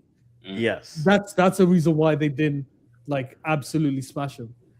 So technically, Yeah. let's I'll hold off. Yeah, Uh, we're putting I'll respect hold on off the on that. gang and the boys Yeah, in yeah, green. We yeah, yeah. respect y'all. Apologies, apologies. Yeah, I didn't know your that's game. why that's why I'm saying result. I'm not concerned about the result here. Mm. Like if Ireland wins this game 2-3-0, but Canada look organized and it just save, miss, save, miss, save. I'm fine. They need to look better. Yes, you want to win going to the World Cup. I get that. Mm, But the more concerned thing is that those starting 11 need to look like they're a unit. Yeah. So mm, if it's a case of Canada doesn't lose while those guys are on the field, that's fine. If they concede two in the second half when it's the substitutes, who cares? Because Yes. while those guys are on the field, yeah, you need to see organization, you need to see progress, and that they're going to be able to take it to a European opponent who they will face in 7 days' time. Mhm. That I agree. I agree. Before we sign off, I think my only thought is the World Cup is in a week. Like, and I actually got a little bit excited. I was like, okay, there's games. I'm gonna die because I'll just be here every other day, just be like, hey guys, what did we learn? Coffees for everyone. But no, I like look, this World Cup is here. Whether you're fully excited about it, you have every right to be, or if you're just dreading it because of everything else, you have every right to be. I'm looking forward to some fun games. I think the weather's going to play a factor in it. I think Concacaf and African teams who are used to this Mhm. are going to enjoy this, and I think we might see some games where it's just hey. That 60th minute, that 75th, whenever they have the cooling break in the second half, that might just be that last gasp where you have a side that says we have them right where they want to, and they either come and get the game or they get blown out for the rest. One of the two will happen. Right. That's it. But I think good football is awaiting us. I hope. I hope. But yeah, these friendlies will be interesting. I will When's be here the, tomorrow. Yeah, when's the go. first game of the World Cup? It's June. This June. time next week, no? Yeah, June 11th. So actually, I'm looking at the weather because that's That's what we do proper here. reporting. Yes. It should be at least the Canada games will be about 26, but real feels about 30. So Yeah. that's pretty warm, Mhm. but not like death. Like it's warm, but agreed, yeah. it's pretty good. And actually, for summer here, that's fantastic. Actually, It's been a cool summer so far, which like I've knocked on wood because I feel like the second I say that publicly to someone, the next few days are going to be like, "What's that? 36 with humidity? Okay, yeah, enjoy that. Enjoy or that." we might be hyping it up, and then it's actually quite cool. Maybe just raining. That could happen too. Yeah, but again, we're in the coolest place where the World Cup will be. Like this is the cold. Like I think of the people like the teams playing in Dallas and then like Yeah. Mexico with altitude. Wow, they're like bring your oxygen tanks, boys. Mm. Like good luck with that. But yeah, this will be. I mean, we're here. The teams we're just waiting for injuries and the likes. Last thing I'll ask, based off what you've seen, if this is the last time we speak, it won't be. But who do you have winning the World Cup right now? I knew you were going to ask this question. Unpredictable. Nelson. Who do you have? Yeah, Nelson. Who do you have winning the World Cup right now? I'm not saying anything. I'm waiting for you guys to go first. Well, of course. I'm the host, so I defer to everyone, and I go last. You have to have the last word. Okay. Well, look, it's going to be a great tournament. There's going to be a lot of moments. I think this is what we've been waiting for. It's going to be good to just see the ball being kicked as opposed to the other stuff we've been hearing about in the last few months. Mhm. It's just going to be good to get the ball on the field, the ball being kicked. As I look, I do think Canada is in a position to have the best tournament of the three hosts if they want to. I'm not convinced the US has the best one out of those three. Mexico will be consistent. They'll probably get to their usual round of 16. But I do believe the ingredients there for Canada to have a tournament that exceeds expectations and really ignites the game in this country. So that's what I really want to see, Mm. regardless of who holds the trophy. I want to see this become a moment for Canadian soccer. I want to see people kicking balls after this, and the game going to another level. Nelson. Wait, sorry, I missed something. Who's gonna win? I was gonna say, so picking the emotional win. I was like, wait, like, what is this? So we're doing hear a lot this of- then? I hear Okay. about host countries. I don't hear a lot about who's winning. If we're doing this, I hope that the Welland Soccer Club is able to build a new grass field for the Welland Wizards so they can be successful. Yeah, that's my win. No, you give me a team right now, sir. Give me a team. So I'm not getting away with that one. It's a new format, so there's that. That's the thing. Yeah. That's That's true, gonna be the round of 32 is going to be interesting in terms of how we navigate around that. But Yeah. Reseeding. But I'd say reseeding. and Wait, I'm- can we get the answer so that yeah, we well, at no, least we're know? gonna, no, my ADHD is really kicking in, but Yeah. answer the question. no, because this is going to be clipped for later. I just know because whoever Yeah, we're going to go it's home okay. early. It's okay. Your team might get grouped. It's fine. It's Yeah. It's okay. Who do I know? I just want to know. Who can I pick that will get grouped? You're trying to go with I'll never forget 2022. I said, you know what? Sorry, 2018. I said, yep, Germany will win again, and they go grouped. So I have PTSD from that. So then curse someone and choose them to win. I don't. I mean, Argentina are hard to look past. It's a good side. I actually had them as my probably number 2. Yeah. Argentina are very hard to look past for a number of reasons. They're the defending champions. They're organized. They're set up very well. The Messi factor, some people will say the referees will be on their side for one or two reasons, but it is hard to look past Argentina. That's fair. That's a good one. Yep. Nelson, what do you have? So I literally had to look at all the teams just to make sure I'm not losing it. But okay, There's 48 of them, so get right used to that. So I'll go through my logic so that if one of these teams does go through, at least there was logic behind it. Okay. Yeah. So there has never been a World Cup squad, a country that has won the World Cup, and the manager was not from that nation. Correct. That's So correct. that means England, who have a German manager, and Brazil, who have an Italian manager, I'm just wiping them off the map. Okay. But if you remember earlier, I said, I really think that's a World Cup winning team. But historically, if it works poorly with Tuchel, I think it's going to go badly. It's either going to go really well or it's going to be crashing out at group stages. So I'm removing 2 tournament favorites. Okay. I do think Argentina are good, but I think Messi's powers have waned significantly. And I think if you look at the rest of their team, Julian Alvarez has had a good time at Atletico Madrid. I think he's like it's him and Lautaro Martinez. Yeah. My issue with them is I think they're a really small team. I think that even though they have the aggressive South American side, I think that might come to haunt them. I think balance is going to be key. And by that metric, I am going to choose a crazy side to win. And that side is Spain. Oh Wow. Way to go on a limb there. I have genuine concerns about Spain's midfield. Suzu Mendy was selected, by the way. I don't think he takes the field, but I have concerns about Spain's midfield. I don't think it's the midfield that we've become accustomed to previous years. I think they have come off a step, and I just wonder if Rodri, Gavi, those guys they put out there can sustain it over a month. But I think in midfield is where they're fully stacked. They have, as you said, Rodri, Gavi. You're ignoring Fabian Ruiz. You're ignoring Alex Garcia. If they play Merino, that's a wrap. But they have multiple good players that they can go to. My issue, the thing that I like, that I think they'll do is they might play Samu. I know he doesn't go by Omarodian anymore. I think it's Aguilar. He's a Porto, 6'4".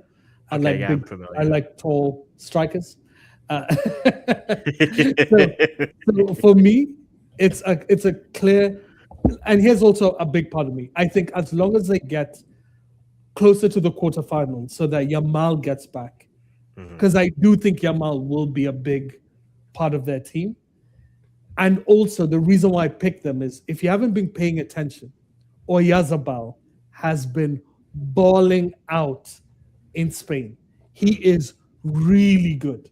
I want him at United, but United don't get old players anymore, which sucks. But he is genuinely elite.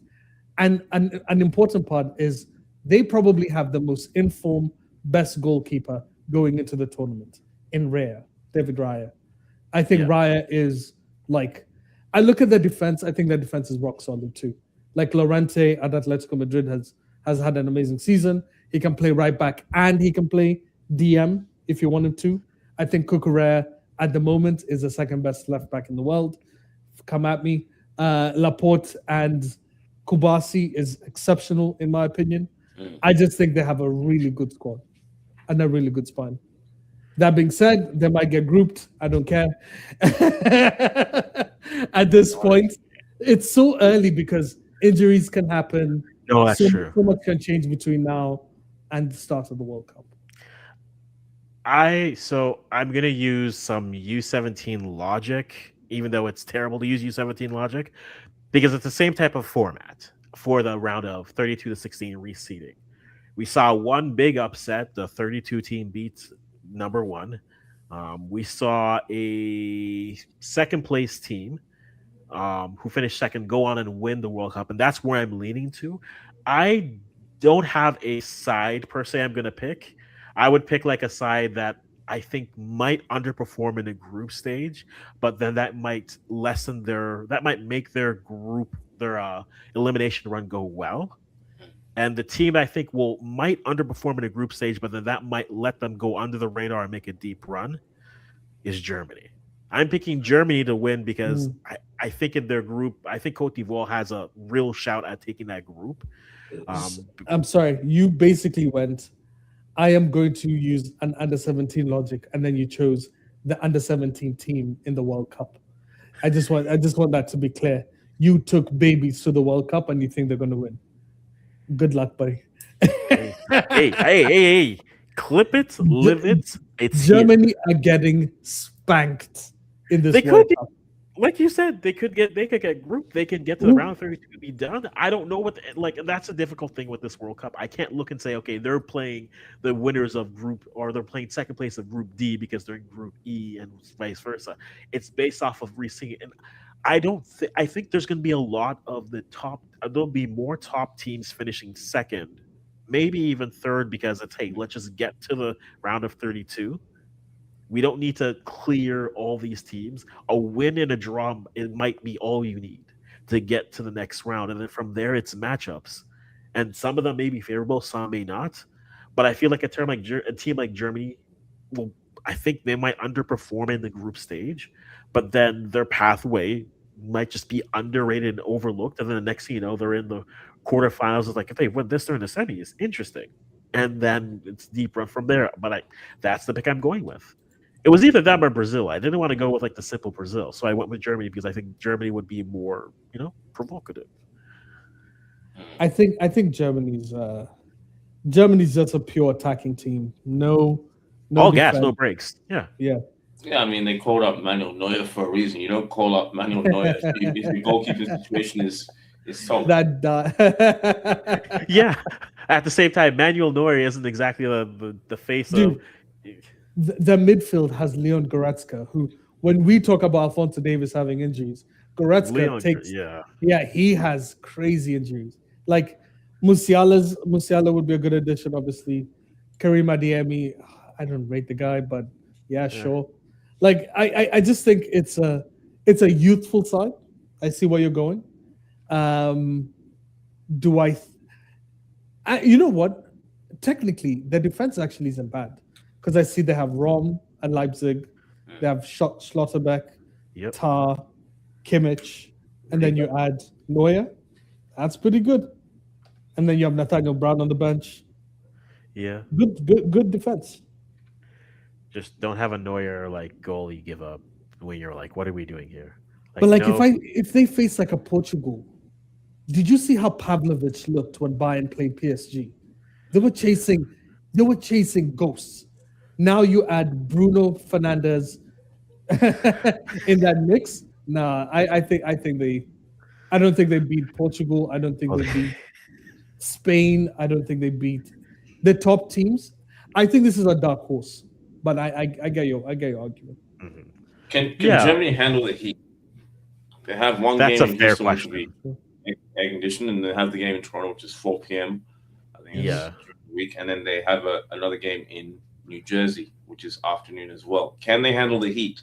Is that why they picked the youthful squad? Because maybe that's why Nagelsmann has done this, because some of those older squads will not survive.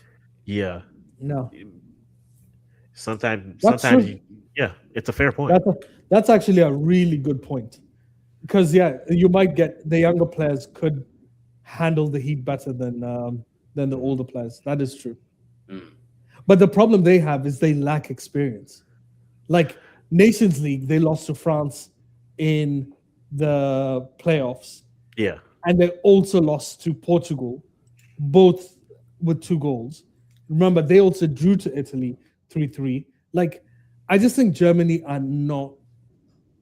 It's not that they don't have good players; they just don't have experienced players.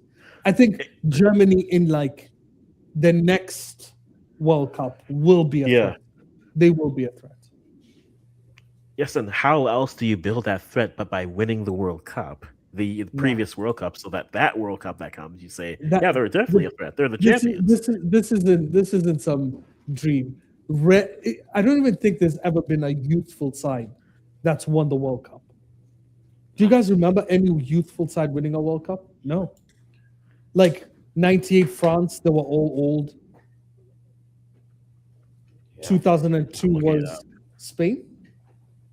One in 02. It was Brazil, R9. Oh, R9. Old R9. Yeah. Yeah. And then prior to that, you had you'd have to go back. But I can't remember them off the top of my head. But I rarely do see young teams go deep. Because experience is so important. You're gonna face teams that will just that are trying to annoy you, get you off your game. That's it. So I just think Germany are not there. And they don't have an elite striker. That's a big factor.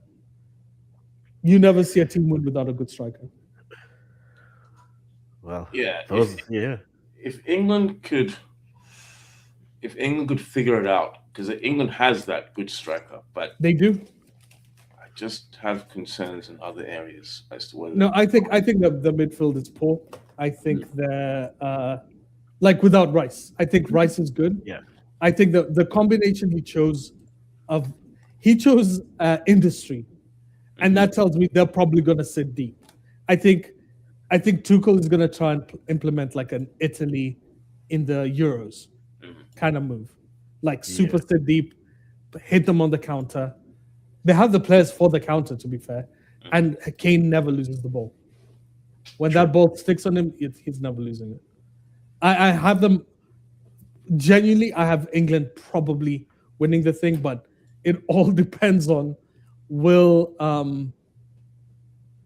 mood is in camp right now. Like, we don't know. Are they good? Yeah. Well, no one's at home yet. No, we haven't had a Ben White situation, so it must. no one's left early on. No one's walked out, so. Dude, that Ben White thing was killing me. How he just left was so funny. How, like, oh, well, hey, I don't know about you boys, but I'm not really that excited about this World Cup, and it's in our backyard. That makes no sense. Yeah. But I feel like it's the accessibility piece. Like, I think if we had the tangible, yes, we'll be there. Genuine excitement, but it's a little bit like, oh yeah, it's down the road, but Like who's But going? like the NBA Finals was down the road. Yeah, Yeah. the Grand Prix is down the road if you're in Montreal. that's the thing. Like it's the accessibility is the first thing. It's all the noise around it outside of that, which just makes you just feel less. I mean, like Nelson, we've said this multiple times, but we said like we had plans. Like I had my brother-in-law was supposed to come up, and then we were gonna go. We were either gonna go do the train across Canada, go see Canada play all the time, or go down to the States, fly to wherever we need to go to see Ghana play, see African teams play, see whatever. Like once last year you were seeing the environment, you're just like, I will celebrate from home. Like this is the life I'm going to stay because that and it's unfortunate because it's something and then you see the more and more things coming. It's like, yeah, the cost the first price comes down and like everything is just less and less exciting.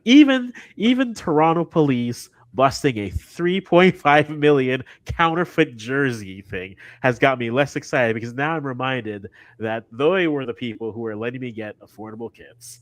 And why am I going to drop 170 on a kit when I've already done that? It's just all these things. I just like it's the World Cup. I'm going to watch it. I'm going to be excited because hey, when the ball is kicked, you're going to see a team. Cape Verde beat Serbia. So I'm like, can they do something? I hope so.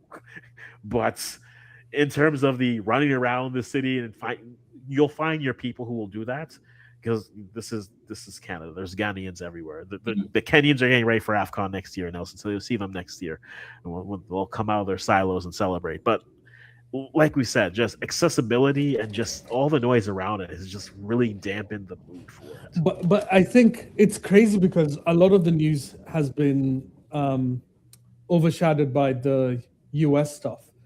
But I think internally, like the Canadian side, we haven't really had any sort of good publicity. We've missed, that I would agree with too. Like, We've missed on a few, yeah.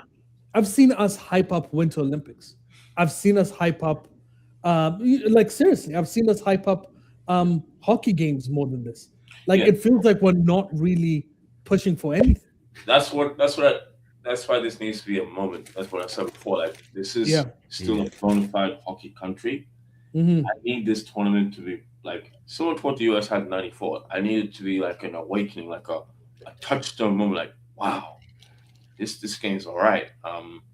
Because whether we like it or not, this game, the country is changing. Immigration is making it a different country to what it used to be, and football is going to be what brings us together.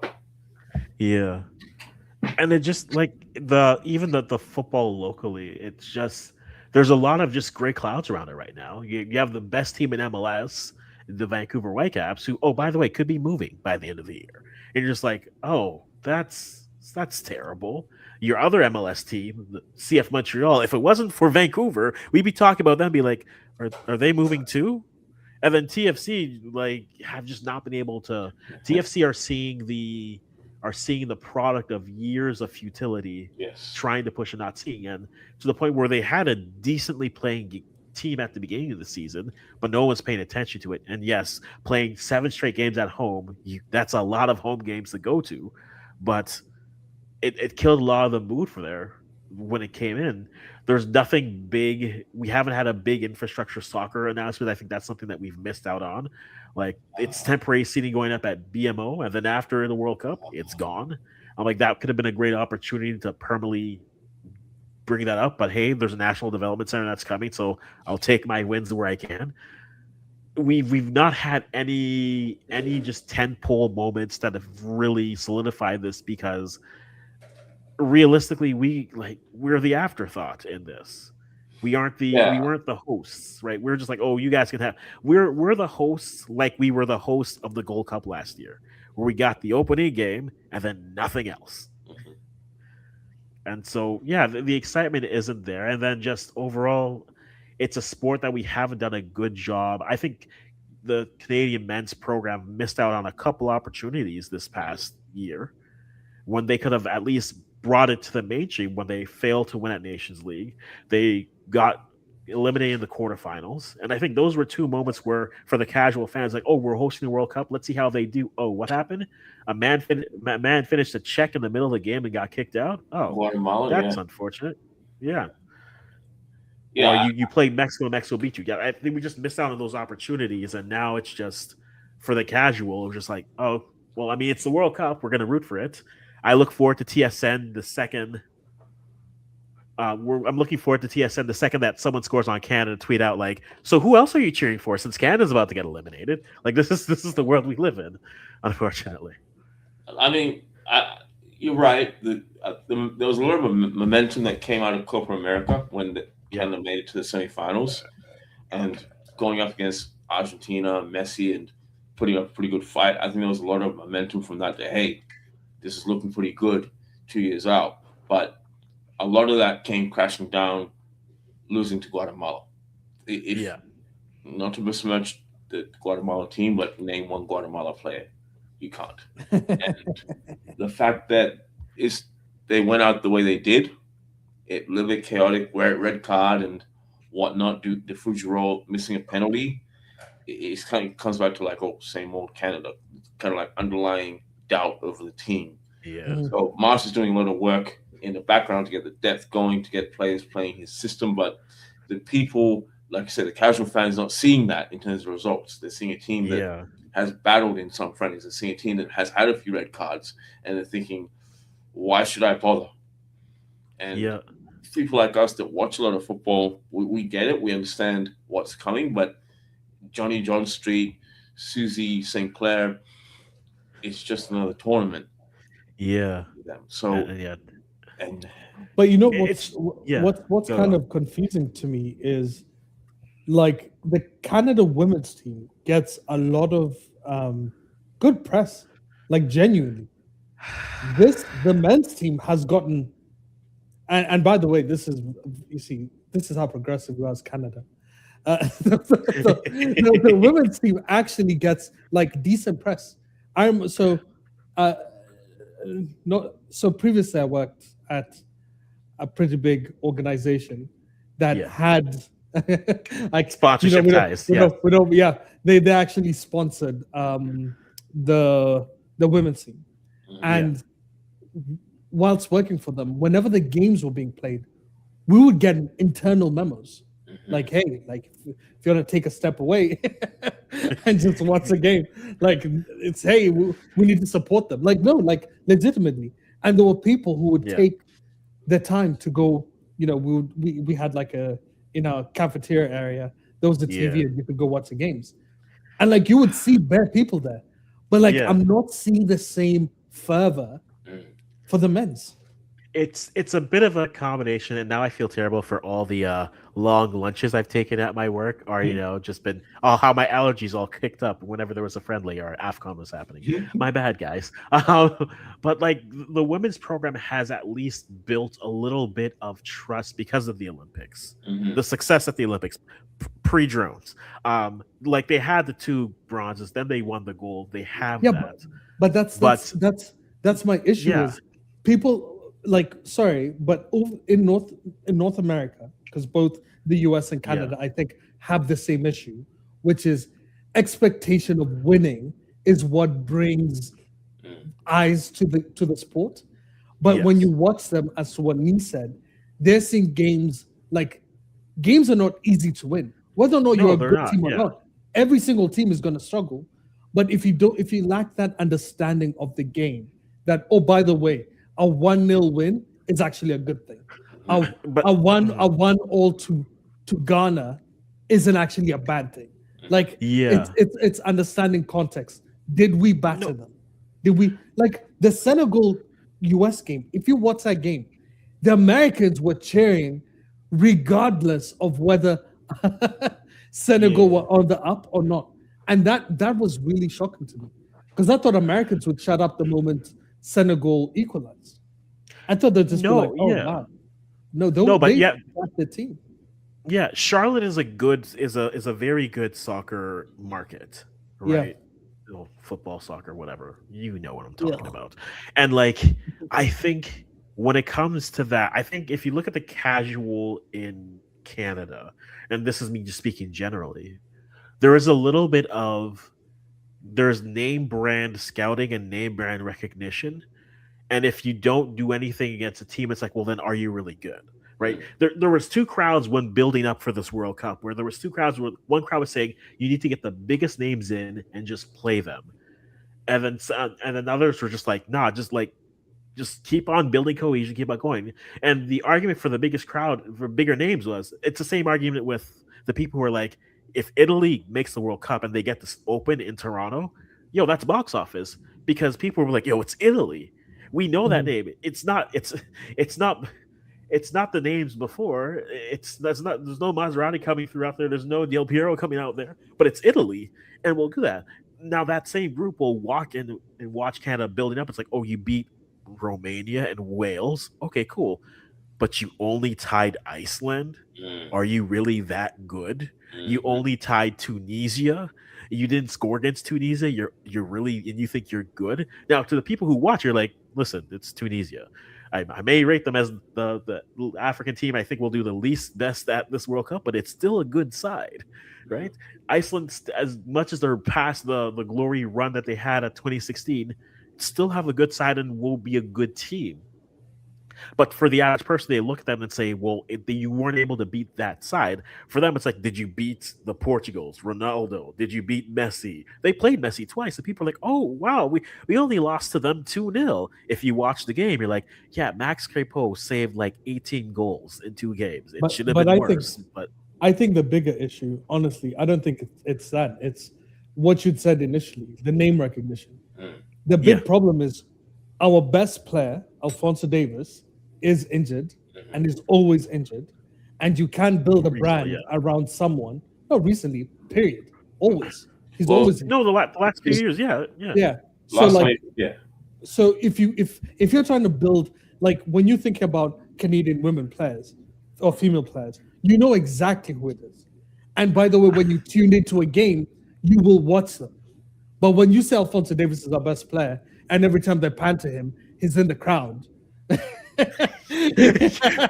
a nice jumper, being like, yeah, the team. It's a fair point. Yeah, if he's not playing, no, because in the US, if you guys recall this, when Pulisic was coming up, and he was being touted as the next big thing, he was injury prone too, and Americans didn't like that because they were like, if we've got the next Messi, you know, that's how they always worded he's closest to the next best player. But if our Messi isn't playing, then we've got no chance. That's how they take whatever it is from a different sport and they apply it to football, where yes, one good player does make a difference, but it's a very small difference.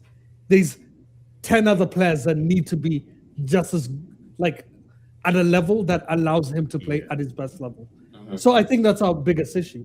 If Alphonso Davies was, or if not even just Alphonso Davies, if we got somebody else who can carry the baton of I am just as good, which is what Jonathan David should have been. Yes. But he hasn't. That's been the problem. I hope. I was going to say, I hope now that Dusan Vlahovic is confirmed as leaving Juventus, I hope that David has a boost of confidence that he's not under threat, because I do feel like there were rumblings that maybe he was going to leave in January, or maybe he was going to be an extended bench candidate. But now he can feel confident that he's going to be playing for Juventus, and he can just focus on his task on the field. But I don't think it's even more confidence, because remember, they had called out Vlahovic a long time ago that they're not going to sign him. They tried to re-sign him. They actually tried to re-sign him today, and it failed, which means they still don't rate the combination of Openda and Jonathan David.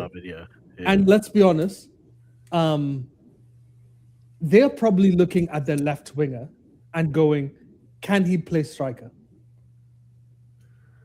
They're probably looking at that Turkish Donny and going, you're the right size, you're 6'2", you've got the technical ability, you have played striker before. Yes, we bought these 2 strikers, but could we move you centrally and then just bring in a left winger? And I think that To me, and I swear, go back a year ago. I had this conversation with Akwasi on this channel, Yeah. and I literally said, "This is the worst mistake Jonathan David did. He bet on himself, Mm. and he went to the wrong team. Had he gone to a team that was clearly lacking a striker, clearly lacking not just a striker, because he's not just a pure out and out striker. He needs to be either a second striker or a clear out and out. It's I was like, dude, Juventus is the worst team. Don't go to Italy. Those guys change tactics every 3 seconds. Mm-hmm. Go to another club. Go to England. Go to Spain. Just don't go over there. And now look at him. He's not floundering. An excellent player, by the way, but floundering. He needs to show up this World Cup. He has Yeah. to score. He needs to get out of that team. Mm-hmm. Yeah. It's definitely think we'll be watching it as we'll be watching this World Cup because hey, many narratives will be just graded or just destroyed within it, and I look forward to all of it. But gentlemen, thank you for joining me on this stream. I'll be back here tomorrow because Canada plays. So if you're watching from Ireland, I'll be here. And as I tell everyone subscribe to our notifications so you know when I'm here, so you can watch, or so you know when I'm here and you can avoid me. One of the two. One of the two will work one way or another.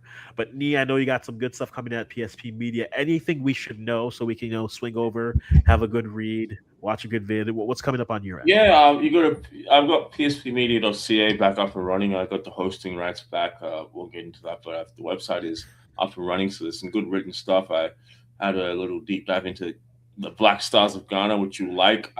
I did a deep dive and I kind of held back a little bit, so I didn't go full ether this time. I want to wait until a couple of group games and see. Give them a chance, another chance. But Jordan and I usually draw. But carry on. Yeah. Might see some stuff on the Swedish national team under Graham Potter. I might have a look at England with Thomas Tuchel and a little bit of post Women's Asian Cup with the Women's World Cup 12 months away. That is true. Yeah, at some point I have to have like a proper rant about the Canadian women's team and losing Nicola Small to Jamaica. Oh, but that yes, yes. So yeah, the dual national thing. What Canada is facing now is what Ghana is facing on a very large scale. Well, I don't think that's the thing. Because in this situation, I know I was supposed to head off. Nelson, enjoy this next 3-minute rant on women's football in Canada. Look, our system is narrow. I get it. Our pathways are very narrow. There was a point where if a player didn't play youth for Canada on the women's side, they didn't exist for the program. Right, players like Evelyn Vienne, Mimi Alidou, Chloe Lacasse had to grind just to get looked at. Lacasse was going to play for Iceland, and then when that fell through, Canada was like, "Oh, you want to come over? We got a spot for you." And then that finally happened. But you're not supposed to lose a player that you've identified from U15, was captaining that team, captains your U20. And then doesn't get a sniff at the senior. Was called up 5 years ago, but doesn't get a sniff of the senior team. Half the teams got a call up. If you look at the roster, half the team got the call up, and you don't even reach out. Not even for a camp in a position, by the way, that you are desperate to find a solution back there. We need a midfielder who can be a holding or something that can release the other players. If only there was a midfielder who could play all 3 levels of midfield. And was right there next to the other midfielder that you somehow discovered at AFC Toronto that same year. If only you looked just like one person next. It's I forget who said it, but someone said it. Canada has to live in a world where they realize that people aren't going to wait for their one magical call up. There you go. So to extend that thought, is this about Canada not giving the opportunity to Nicola Small, or is this about the rest of CONCACAF women's stepping up? Because I feel like Canada and the US have enjoyed a period of being at the top of the pops. You have an expanded World Cup to 32 teams now. More countries are getting in. More federations now looking at the women's program a bit more seriously. And Jamaica is one of them. We know about what Jamaica went through with the reggae girls, even the reggae boys as well. I think they're trying to sharpen up a little bit. Guyana is going out on social media and they're saying, "Hey, do you have a Guyanese heritage? Come chat to us." Countries are looking at who is eligible, and dual nationals are very much a part of that. Here's what I'll say to that, and there's a point that I have, and I've made this online many times, but I'm going to make it here again. The first women's game I went to was 4 years ago. It was in Toronto. They played Korea right before World Cup qualifying. And at that game, I believe they handed out a 24-year-old Jessie Fleming. She had like her 80th cap with the national team. And I remember thinking to myself, and I tweeted it out there, like, everything that is great about our program and everything that is flawed with our program are found in the statement that Jessie Fleming has like 70 or 80 caps at 24 playing for Canada. We will run the same crew for decades. And yes, like you'll have a player like Sinclair who has 331 caps for the country. And you're like, yeah, whatever. She's the player. But you're telling me in all those years that there wasn't anyone else. Furthermore, if you are starting to complain about how crowded the schedule is getting, you're telling me you can't tell a player, hey, and like whatever you like or don't like about Casey Stoney, at least we've seen her at least attempt to do this. Not enough, in my opinion, but the idea of, hey, we're going to give you players rest. We're going to go look at some other players. If you look at most women CanWNT fans, that's one of their biggest frustrations, especially when you look at what Emma Hayes did with the States, where for window after window, it was just like, yeah, we're basically taking like a U23 side with a few veterans. Or the next one, we're basically taking like a U20 side. Or they actually got to see so many players. And then once now they get to World Cup qualifying time, then it's like you've seen all the players, you can make your decisions, you can move from there. I think we are very narrow there. And it's a combination of both like women's football is rising. So yes, I'm going to give that credence, but I think us as a program, we've grown so accustomed to like I said earlier, I think it was Singa Butler said earlier, yeah, we have to live in a world where we're not the first. People aren't going to wait. Mm-hmm. Like Canada's had a few players who've left recently, but like those are players who've waited to get the call up, right? Like Amadou Pierre Louise, who went to Haiti, waiting for the Canadian call. I was like, why am I waiting? I'm just going to go there. And then Michaela Day's gone to Jamaica as well. The interesting thing that I found was when they brought back Luce, who is Ivorian, has Ivorian heritage, and Cote d'Ivoire were trying to recruit her for women's AFCON qualifiers for the World Cup. The thought she says in the statement was, well, there was dual nationals possibilities there, so we didn't want to lose that player. Mm-hmm. And so I'm like, well, then, so you never really were looking at Michaela Small, which is mind-boggling to me. But yeah, I think there's a lot of branch offs from this conversation. Some people will say you can solve this with a U23 side. I don't think that solves everything. It just gives you another place to sit. But again, what would you rather do? Would you rather go play U23, or if a national team calls and says, hey, look, you can play with this side and wait a little bit longer, or we have a role for you right here.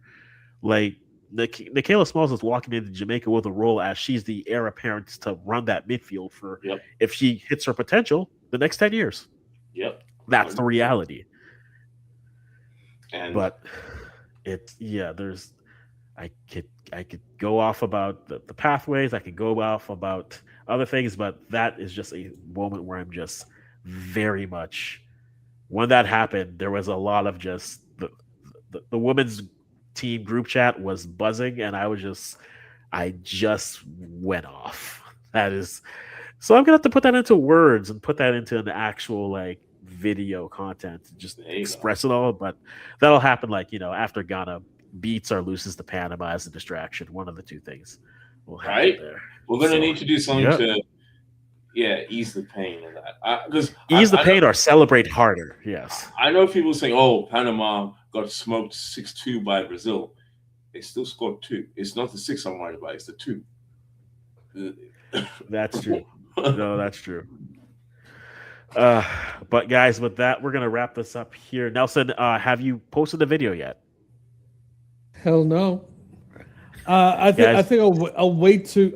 I'm not kidding. I'll wait till the World Cup because I was looking at United was boring because we were just winning so much. So much winning. Yes. It gets boring when everything becomes repetitive. Amarim provided at least no, I'm not even joking.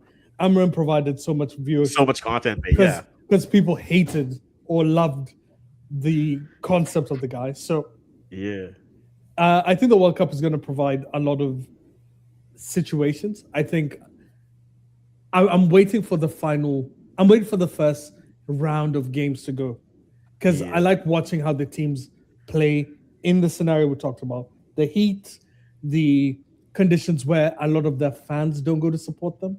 Let's be honest. There are going to be a lot of, if you're Brazil, I don't know how many Brazilian Americans are there, but if you're you expect to maybe you play with less pressure, which means you perform better.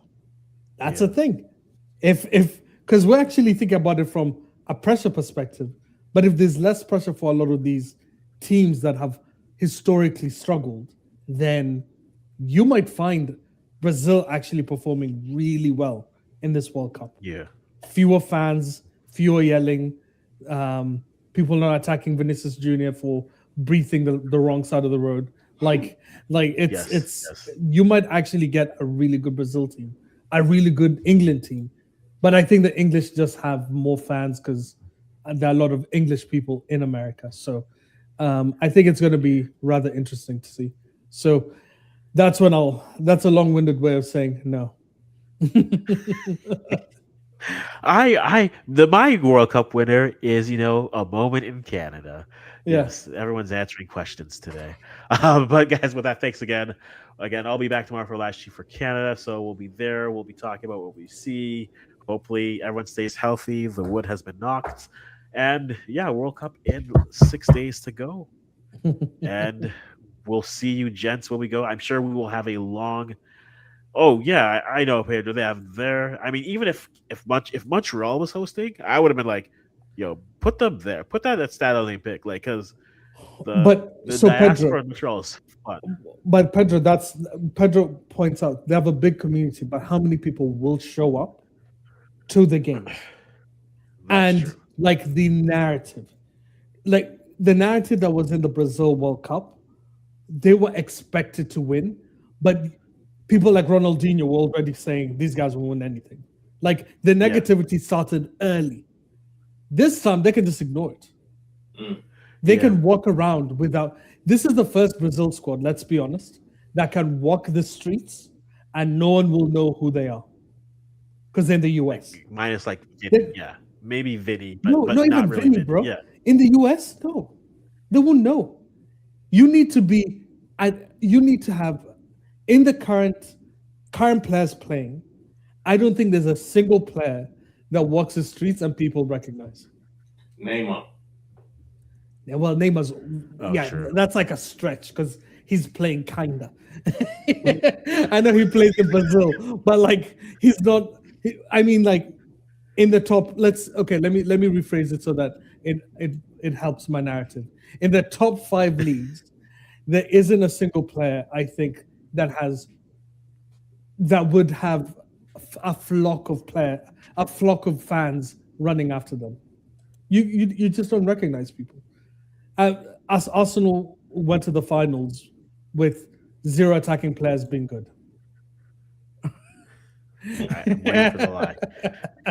I'm waiting for the lie. PSG's whole squad got rotated. I don't know if you've seen and by the way, I checked out your PSP Media website. Anyone who listens to this, please check it out. It has great analysis on there. But you should do a deep dive on how many games the starters for PSG played.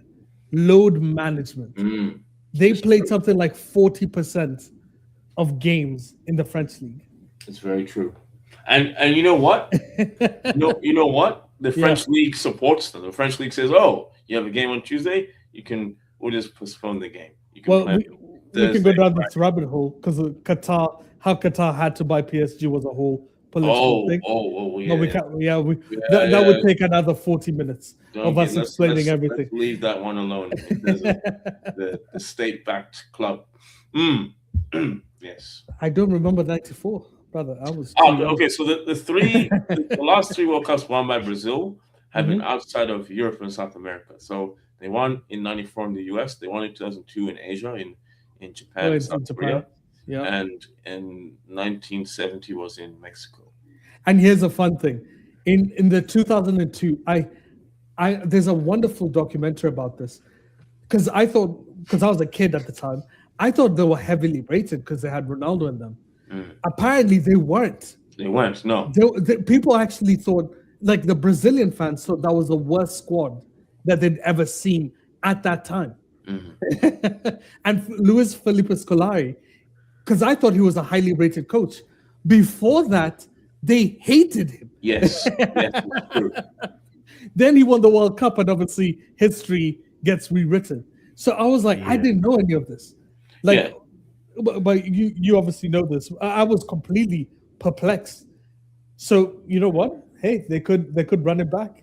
The foreign coach, though. But the point and the coach. thing about Carlo Ancelotti, as much as he's a good coach, Carlo Ancelotti is so bad at setting things up tactically. I remember that Everton team. No one can ever convince me. He was so bad. When he has elite players, he can make it work. When he has subpar players, which, let's be honest, the bench that they have is subpar. The main team is good. You have Cunha, Rafinha, who else? Vinny. Then the striker, I think Igor Thiago is very mediocre. Bruno Guimaraes, Casemiro, that's elite. Marquinhos behind them.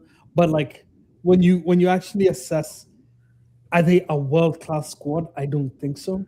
They have world-class talent in bits, but for instance, I would never have chosen Casemiro to go to the World Cup. And I'm a Manchester United fan, and I actually rate him. But you need legs. Hey, but then they might win.